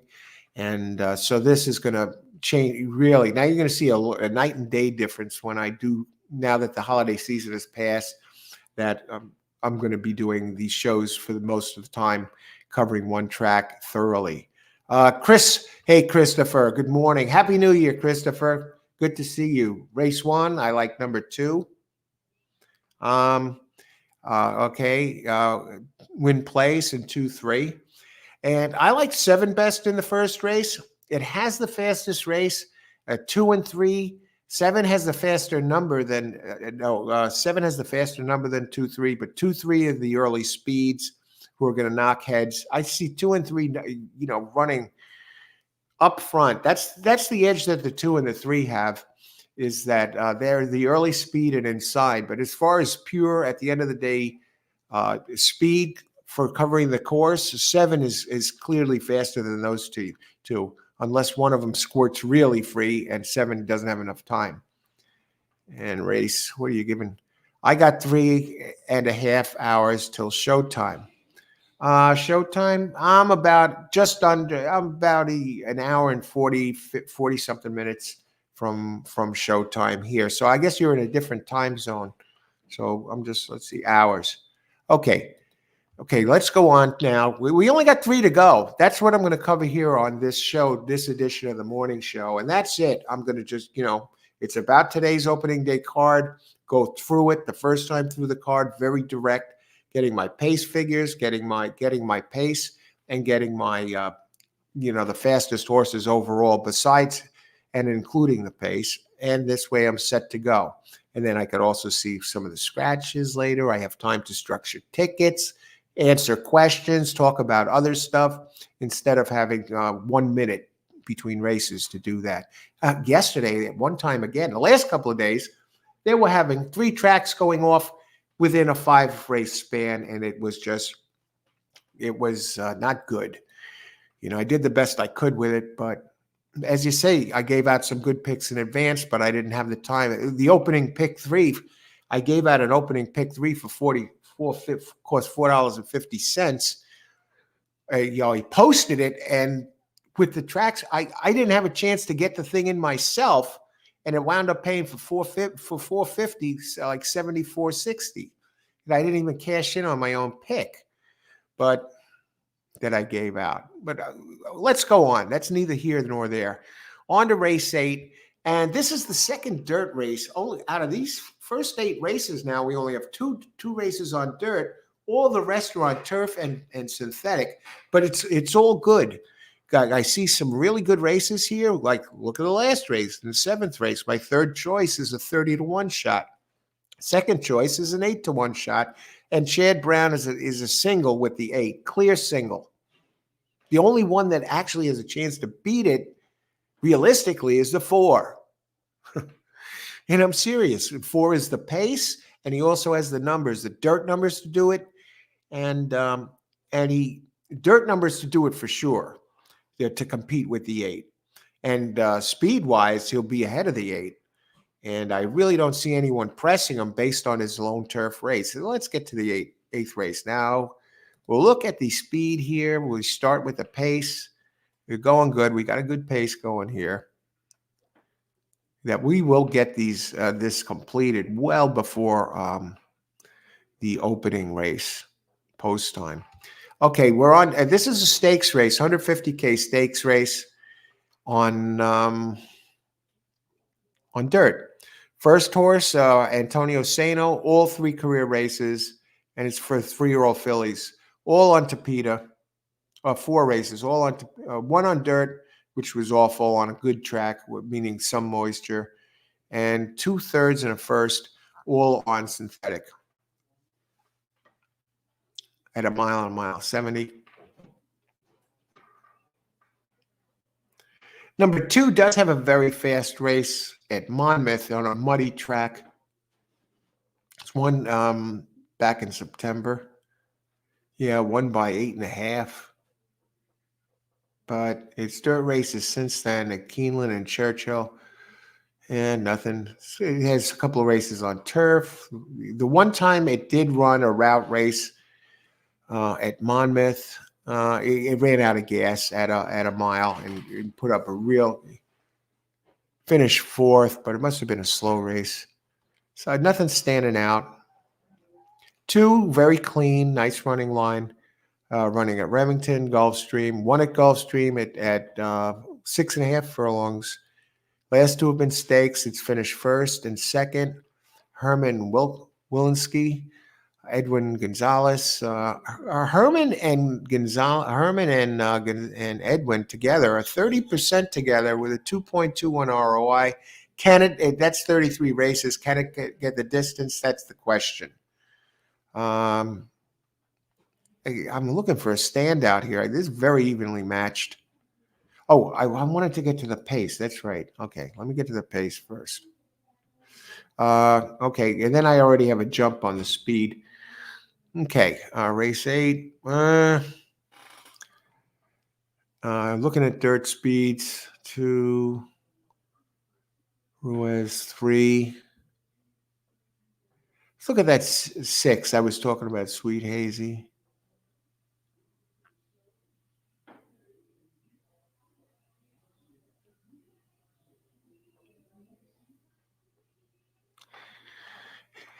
It's a coin flip. You don't know which one is going to show up. And these are all sprinting horses. None of these have run at a mile. The ones that I like best so far. 2, 3. This is a tricky race. It's not going to be a muddy track. And 5 put in its best effort on a muddy track. 23:02. 23:2 looks like it's pretty quick.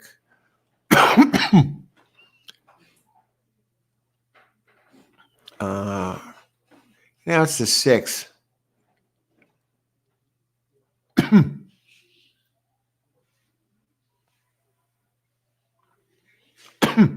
2 and 6. 2 and 6 are the speeds. And I'm not sure which one is going to take the lead, so I'll separate them by a dash. And now we're going to go into the other end, the actual speed of the horse, who figures to be the ones that are going to get the job done overall, taking the speed into consideration. I don't. One is a wild card here. It's never run on a fast track. It has 2/3 and a first running on the synthetic with solid numbers. You know the distance can get the distance. One at the ran here, all four career races at Gulfstream. Didn't do anything on the dirt track, but it was running on a wet track. I mean, it finished fifth, 12 back. It seemed to have found its game on synthetic. 2/3 and a first, very consistent. Getting slightly better every race with Jose Ortiz. I think you got to consider him and keep an eye on him.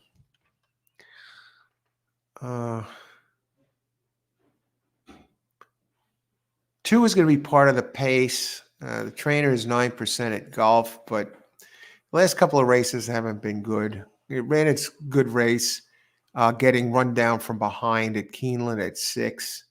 It's one race. It's faster than all of these here. Is the one at Monmouth on a sloppy track, 4 back. So I'm looking elsewhere.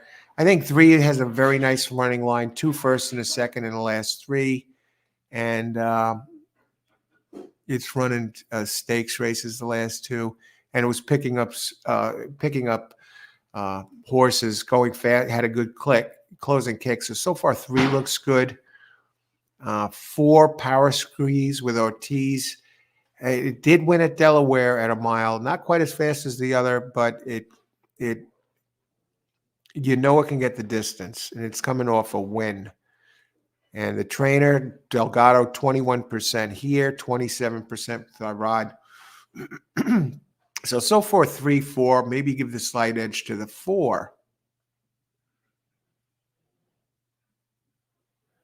Bennett ran on turf. It's good races.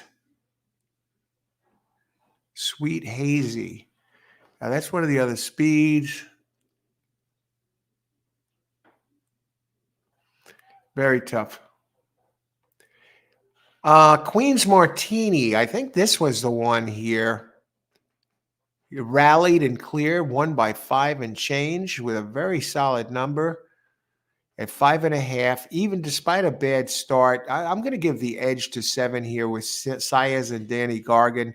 These two together win 28%. That covers 170 races. Danny Gargan is 27% here. So speed-wise, I'm going to give the edge to number. This one wins by open lengths going away despite running into all sorts of problems early. Number 7, I'll give that the edge to. And the other ones are co-choices. Driving, one paced. I'm almost okay. I don't like 5.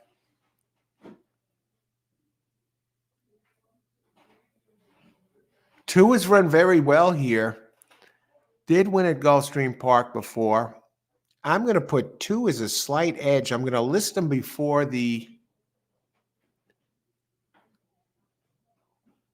Ortiz entry. My thing with the 2 is it might get mixed up with the 6.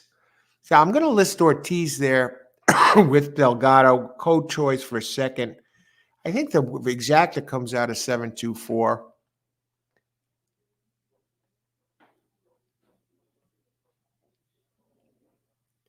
And I'm going to list 6 as my 4th choice with a question mark because it did win here by open lengths, a couple back, and it's making its third strike. The start for Paul Valery, who's at Gulfstream out of 28 races, he's won 29%. And Paco is up, and he's 1 for 1 with Paco. They only teamed up together and they won. And the Gulfstream race at 6, won by 5.25 going away. So I'll list 6 as my 4th choice. Now we're going to look at these. So I have 7. I know it's stretching out. It's making its second start. They're asking for it to run a stakes race. I'm listening at first. The only question in my mind is is can it get the distance? And I am going to list one with a circle around it just to see what goes on, because the one with the fastest race of all by far is number 2.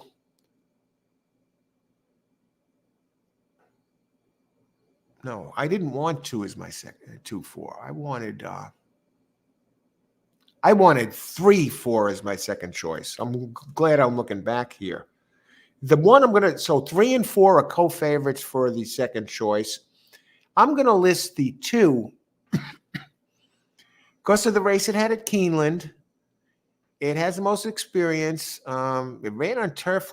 The reason I'm listing the 2 is because the race 4 back at Monmouth in the mud was much faster than anybody else in here. It was a sloppy track, won by 8.5. Really, really put up a huge effort here, and one that would blow the rest of the field away. But that was at 6 furlongs. I'll put a circle around the number 2. That means keep an eye on it. The underline means something else. So let's look at the opening odds of these 3. Okay, we're doing good. We've been handicapping for 2 hours. We're through eight races. So if you're wondering, if you're saying, Al, if you're going to do multiple cards, why don't you handicap 4 cards? I'm going to put 8 hours into it and have no time to even look at the 8 hours worth of work. I'll cover one 100%. I want to say hi to Juan. Juan Eduardo. Hey, Happy New Year, Juan. Happy New Year. Best wishes, my friend. I am late is better than not a thing. Love you, everyone, from Chile with love. And from New York with love to you, Juan. Happy New Year to everyone. What a great crowd. Okay, so I'm covering every single race here. Maybe this is, if you're joining now with 10 minutes to go, this is a 2-hour and change video. You may want to go back and play it during the races as they unfold. You'll get more information than I'll be able to cover in the show. If you're wondering why I'm picking these horses, it's all right here, or at least why I like them. And again, I'm taking notes. The left-hand column is the right-hand column is who is the early speed. If there's a dash between them, I think they have similar early speed. If there's one without a dash, like the second, I have one I like best, 8 second. In 5, I see it's the clear 7th choice. You see 8 is underlined in 7th. That's a single. When it's underlined like that, that's a Chad Brown that opens 7-5 and a deserving 7-5. So I have notes for each race. Now we go on to race number 9 of 10. And there's going to be a Gulfstream Park show today covering Gulfstream Park. I'm not going to be looking at the other tracks. 100% focus here. 100% focus on the conversations going on with everyone on that are on the show here in chat. Once I get the information out, I want to relay. I'm going to be looking today to the structure, take advantage of the 50-cent trifectas and 56 pick 3s that Gulfstream offers. That's one of the beauties of this track. I mean, Santa Anita, they cut the trifecta minimum down to $1 and daily doubles $2. They're really trying to milk it over there. Aqueduct, they have the pick 6 now. You limited $1. You got to play it for $1. Okay, race number 9. Okay, let's talk about it. Look at the pace. Now, this is a 5-furlong turf sprint. These are always exciting.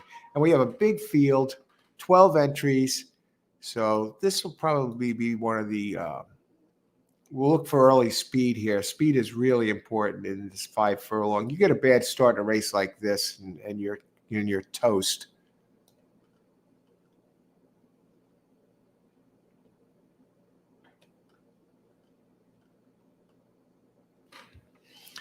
And I'll scan them and see if one really stands out. A front runner likes to go to the front.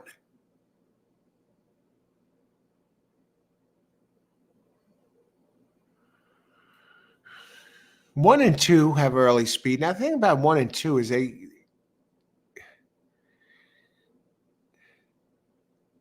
one showed early speed at Keeneland at 5.5. One has early speed, Johnny V. 2 has early speed, some, almost a really big early speed on Tapeta. Not quite as much. I think 1 has a little more early speed than 2, who's mostly Tapeta horse. And 1 is mostly Tapeta too, but both of them have some turf sprinkled in. Shasta Store. Oh my God. Big early speed, but on Tapeta, on turf, not so much. That gets Jose Ortiz.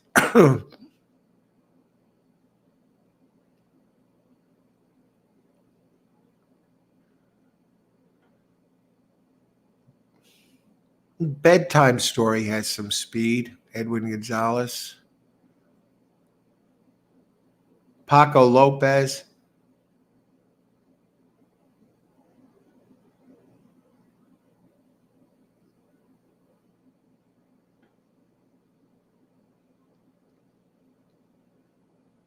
Eight's going to be out. 10's going to be outside. He's going to have to clear, and there's some speed, especially 1, 2 have some speed inside.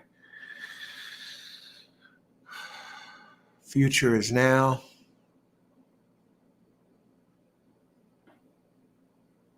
One is usually close to the lead, but I think Johnny Paco chooses the 11. I think this one might actually. No, Paco chooses the 11. He is the main front running type in here. Fulminate.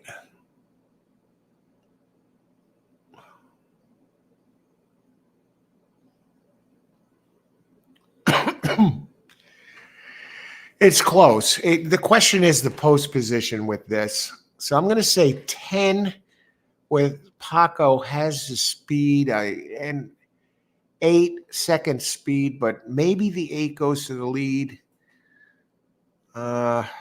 Mostly running on Tapeta. I'll list 8 second. Of course, 8 is Bedtime Story. Usually likes to sit just off the leader, half length behind, a head behind. Takes the lead once an occasion. Usually runs right behind it. So I think 10, the running style, is more inclined to go to the front. And the same goes for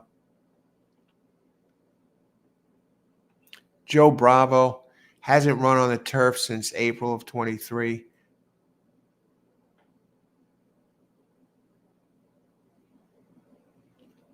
I think the 2 is more inclined to try and get the lead, David's Rose, than the 1. But the 1 has been running really wicked fractions.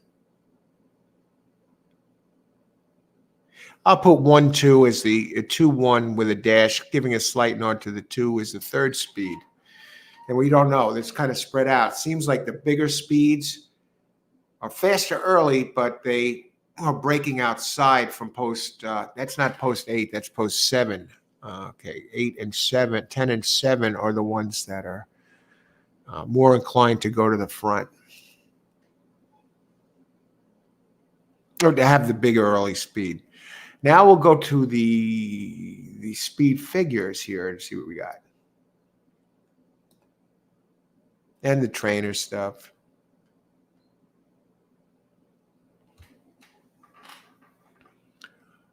Okay, Johnny B for Mott Riley. Mott Riley is 24% here. Only 21 races. With Johnny V, 0 for 2. Johnny V, 10% here. I think this one likes... I'm not over. I got to see what the others have to offer.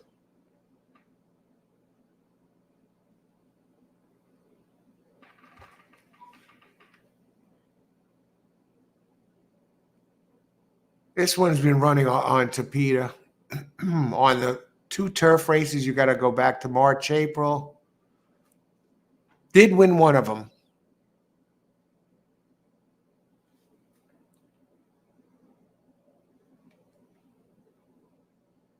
These 2 are kind of a coin flip.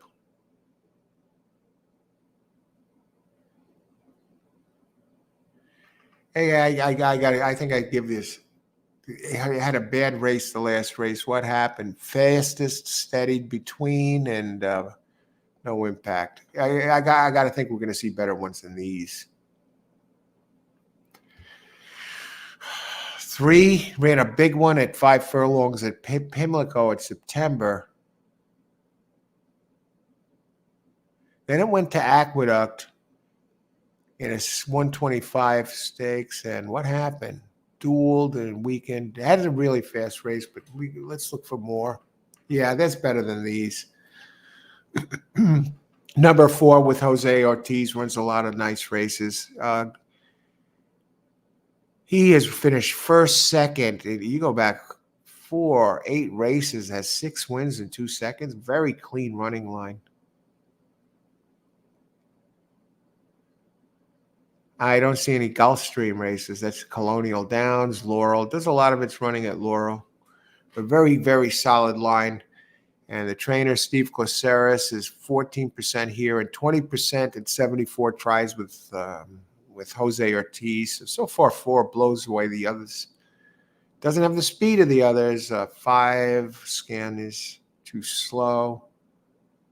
6, Mark Cassie, too slow. 7, Tapita. He's won 3 straight races. Did run at Gulfstream on turf. Ran much slower on the turf. Bedtime story. Now, this is one of the early speed, but it has been getting better.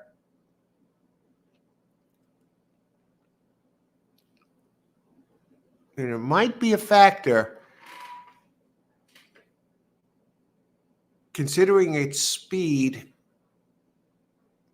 and it's won 6 out of 7 races. And the one race it didn't win was on turf. All the rest are Tapita. On turf, he finished 5.5 back. What was the deal there? Failed to menace 3 wide. I don't know. 6 out of 7, the horse knows how to win. The only loss out of that bunch was on turf. Play the music. Mark Cassie and Irod. Big player. Comes in. A lot of at 6 furlongs, he won. Has the numbers. I got to use the 8. 9, no. Fulminate 10, Paco.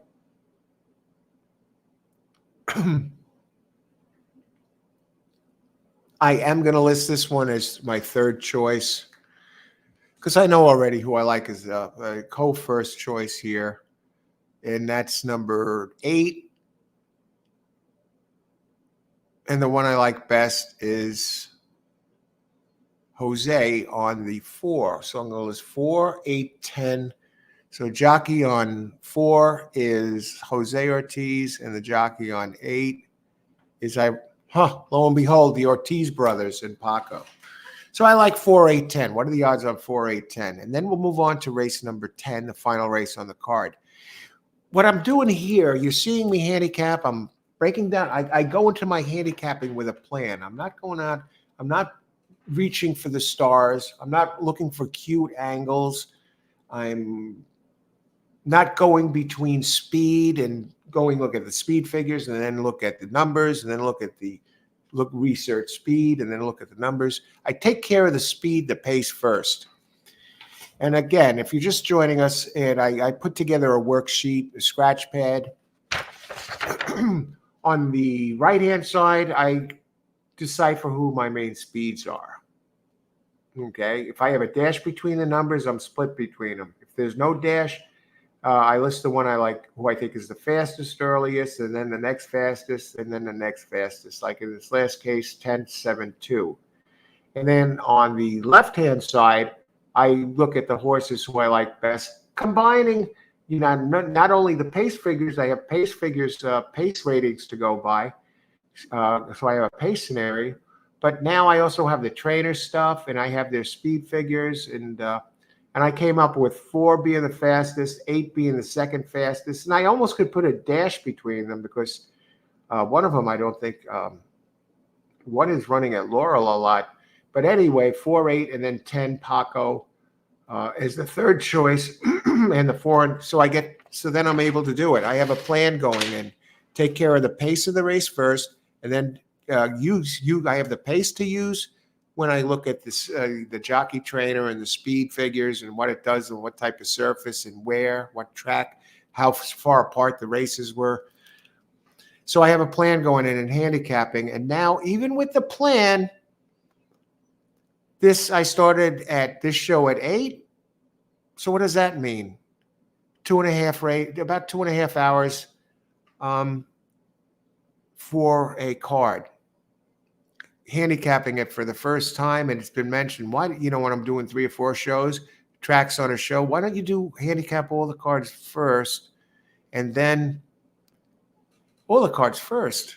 Now I'm doing it right here. I'm not even, I'm just delivering how to do it, how I do it, and doing it.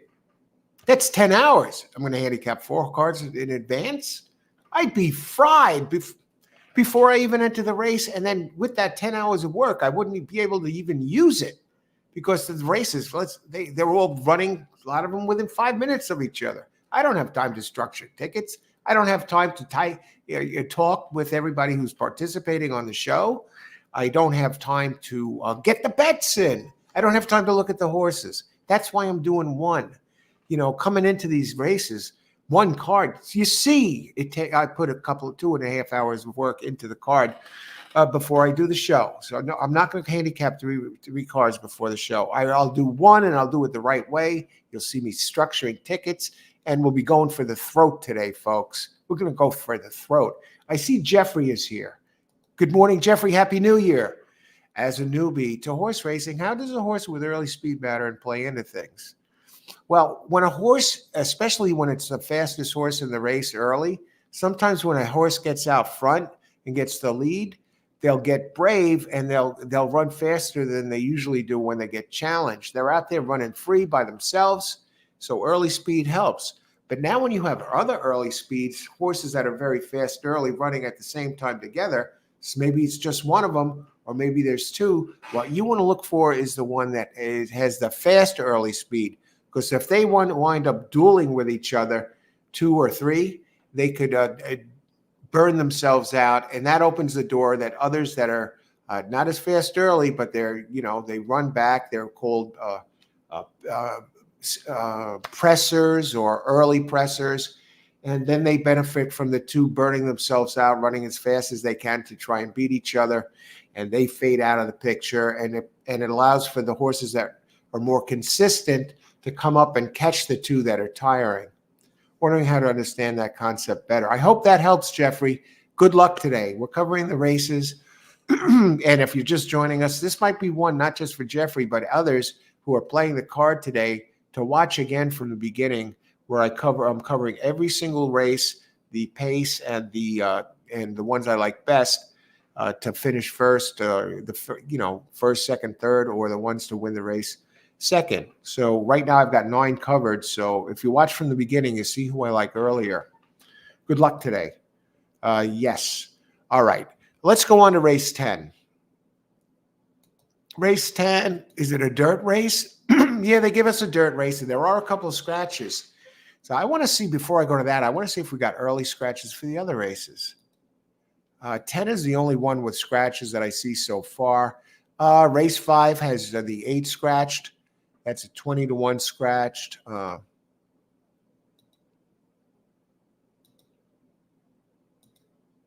So far, I'm showing no scratches except the 5th. How about the 6th?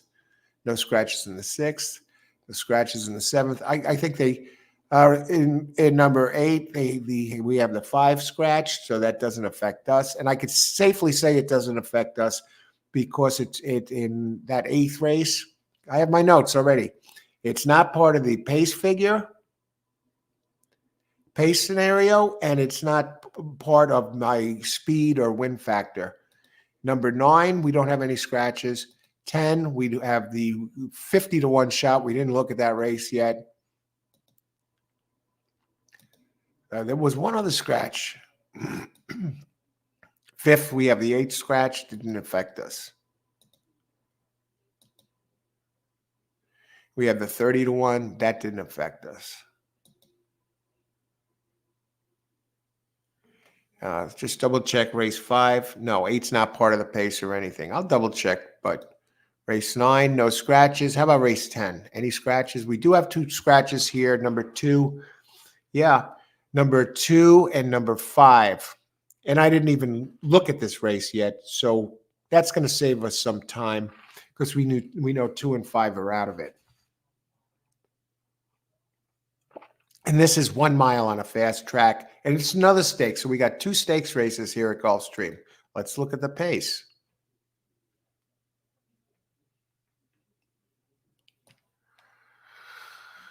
Okay, race 10, mile on dirt. 2 and 5 are scratched. Neither of them have to really come into play in the pace scenario.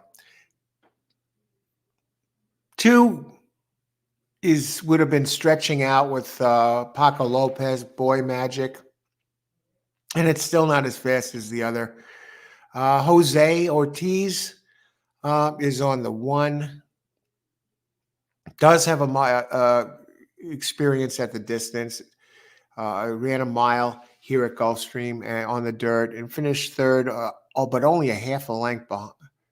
We finished 3rd that race. Number 6, Inveigled, gets Irad Ortiz, and that's going to be the front runner. Yeah. Number 6 is the front runner here. Yeah. That's a clear front runner. And I'll put 1 second fastest because he did show some fractions that the others didn't show.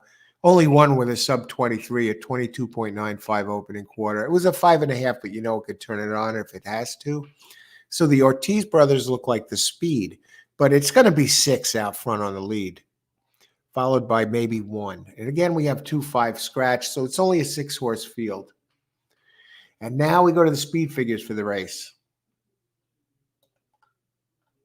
And the trainers and, Jose Ortiz, last race. Now, this is a stakes race. This one won by 6.5 lengths with Jose Ortiz for Jose Francisco D'Angelo. Wow. Francisco, 19% trainer here. He's 23% with Jose Ortiz in 88 races. Okay, so I see 1 ran a very quick race. 2 stretching out is scratched. 3 for Christophe Clement. Now ran a race as fast as the 1. Now the thing about the 1. Now I mentioned 6-1 as being the pace. I'm undecided which one's going to grab it. 3 isn't the pace, so he might benefit Jeff from that pace stool between the 1 and the 6. This one ran just as fast as the 1. And he did win at Aqueduct, and he's shipping for Christophe Clement. And as good as D'Angelo is, you got to say Christophe Clement is a better trainer than D'Angelo. Now, he's 20% here in over 1,000 races. And let me just look at D'Angelo. Well, he's 19% over 1,200 races. They're both great. But these 2 are almost even. But what I like about the 6 is it did win by a neck at Aqueduct on November 24th. So it has just over a month rest. And horses usually improve second time out. This gets a very strong jock in Luis Saez. And Clement and Saez, 22% together out of 95 tries. And Louis has a higher winning percentage here, and he's a better dirt rider than Jose Ortiz. Luis Saez on dirt is 22%. I mean, and that's going back over 700 races, and he's 19% at Gulfstream Park. You know, this I'm just going a little esoteric here. And Jose Ortiz is good on dirt too, 21%, and 15% at this track. So 6 is just as good as the 1 and might benefit. Very cool. Close. Brendan Walsh, very nice horse, but not as fast as the others. 5, no chance. No chance. Orb Alpha, no. Number 3 for Jane Sabelli, who's 17% here, gets Irad Ortiz. Very nice horse. But not as fast as Jane with Irad, 30% together out of 56 races. Very nice horse, but This is the 6. Oh, I said the 5 was scratched and had no chance. Yeah, that one is scratched. This is going to be a chalky race, but it's not as fast as the 1 or the. I think the 1 is another one that's going to get hooked up with the 6 is another one that's going to get hooked up with the 1 who is actually the faster horse. So they'll be running their eyeballs out, and both 1 and 3 are faster overall than the 6. And the 6 will still take money. I'm going to list this one as my third choice, despite our ROTs. It's never missed the board. It's run here, and it won by 4 3/4 here last out. The race before that at Laurel, it lost by a neck. Race before that, it ran at Laurel again in the sprint. It won by 8, and it ran a race at Pimlico at 6. Okay, and very nice horse, but I'm going to right away list that as a third choice. Do we have a 7? 7 is too slow. And 8, very nice.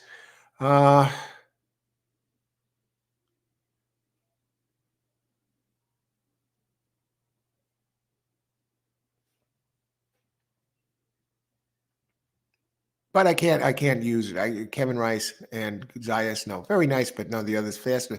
So here's how I'm going to shake this out. The good news here for us in this race is the Irod horse, who is really the third fastest, opens at 9-5. And I have that listed as my third choice. I'm going to circle this race. Not that it's a big moneymaker, but that we have a very vulnerable favorite. And the second, the one that I listed first, number 3, is Otello, is the second choice, and that's the Clement horse, opens 3-1. And a nice bonus here is the number 1, No More Time, opens 6-1. And that one is faster than, at 6-1, that one is faster than Irod on the opening favorite. That's 9-1. So 3-1-6, and another thing, the 8 that I said was a nice horse, the last one that was just too slow compared to the others. It actually opens at lower odds than the number 1 with Jose Ortiz. It opens 5-1, whereas Jose is 6-1. So you're looking at, maybe you want to play a little games. Maybe you want to do 1-3, the second and fourth choice, number 6, who can beat the 3, because it did run at least at Gulfstream. Remember, the 3 from Clement is coming in from Aqueduct. I just want to double check this. So he hasn't run here before. Yeah. Yeah. And that one, the one opening at 6-1, it's run here twice. It won by 6.5 open lengths last race. It was just disguised. That speed figure, it actually ran faster than your buyer figure, and that is going to look, because if you check, it ran 3 wide. It's not going to run 3 wide with early speed and opening on the rail. There's no reason for it to be running wide. The last time, let me look at this for a second. And then we're going to wrap this.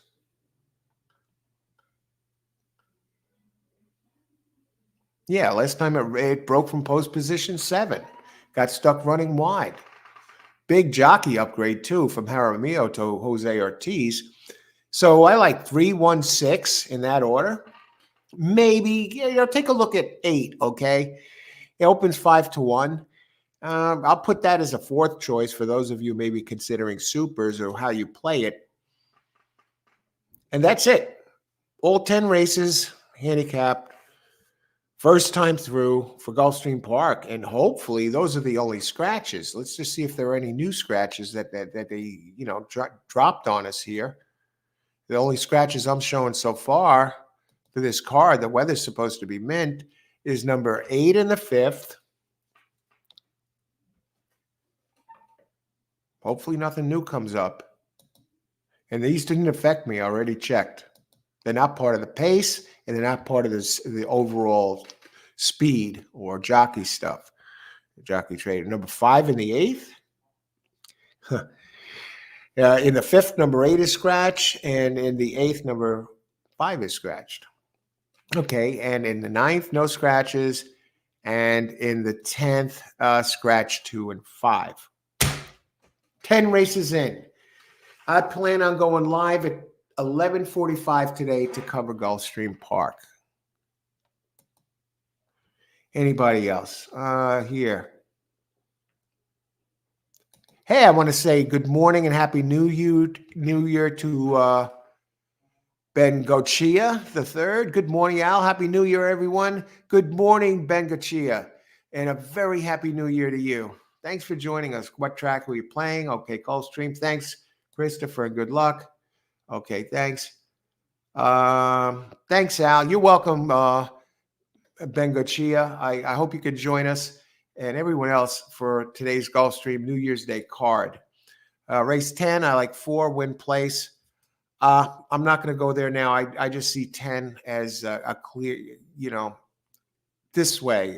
The 1 and 2, I just discussed it. You know why. We'll talk about it more during the card. Okay, that's it for now. Handicap all the races. You see what's going on there. And I want to wish everyone a happy new year. I hope you and best wishes to you and yours for this new year 2024. And I want to thank you for joining me this morning on the morning show. We covered all 10 races at Gulfstream Park. We're going to be going live at 11:45. Gulfstream, that's the only track I'm covering. I'm going to be really seriously looking at the 50-cent tries, primarily if they can set up here, and 50-cent pick 3. Take advantage of that at Gulfstream Park.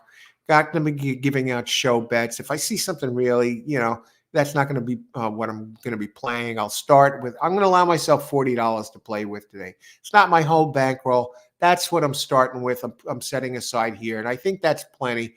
I think we're going to have a winning day from everything I've seen of this card. So thanks for joining us. Happy New Year again. Hope you can join us. And may the horse always be with you. Talk to you soon. 11:45, Gulfstream Park.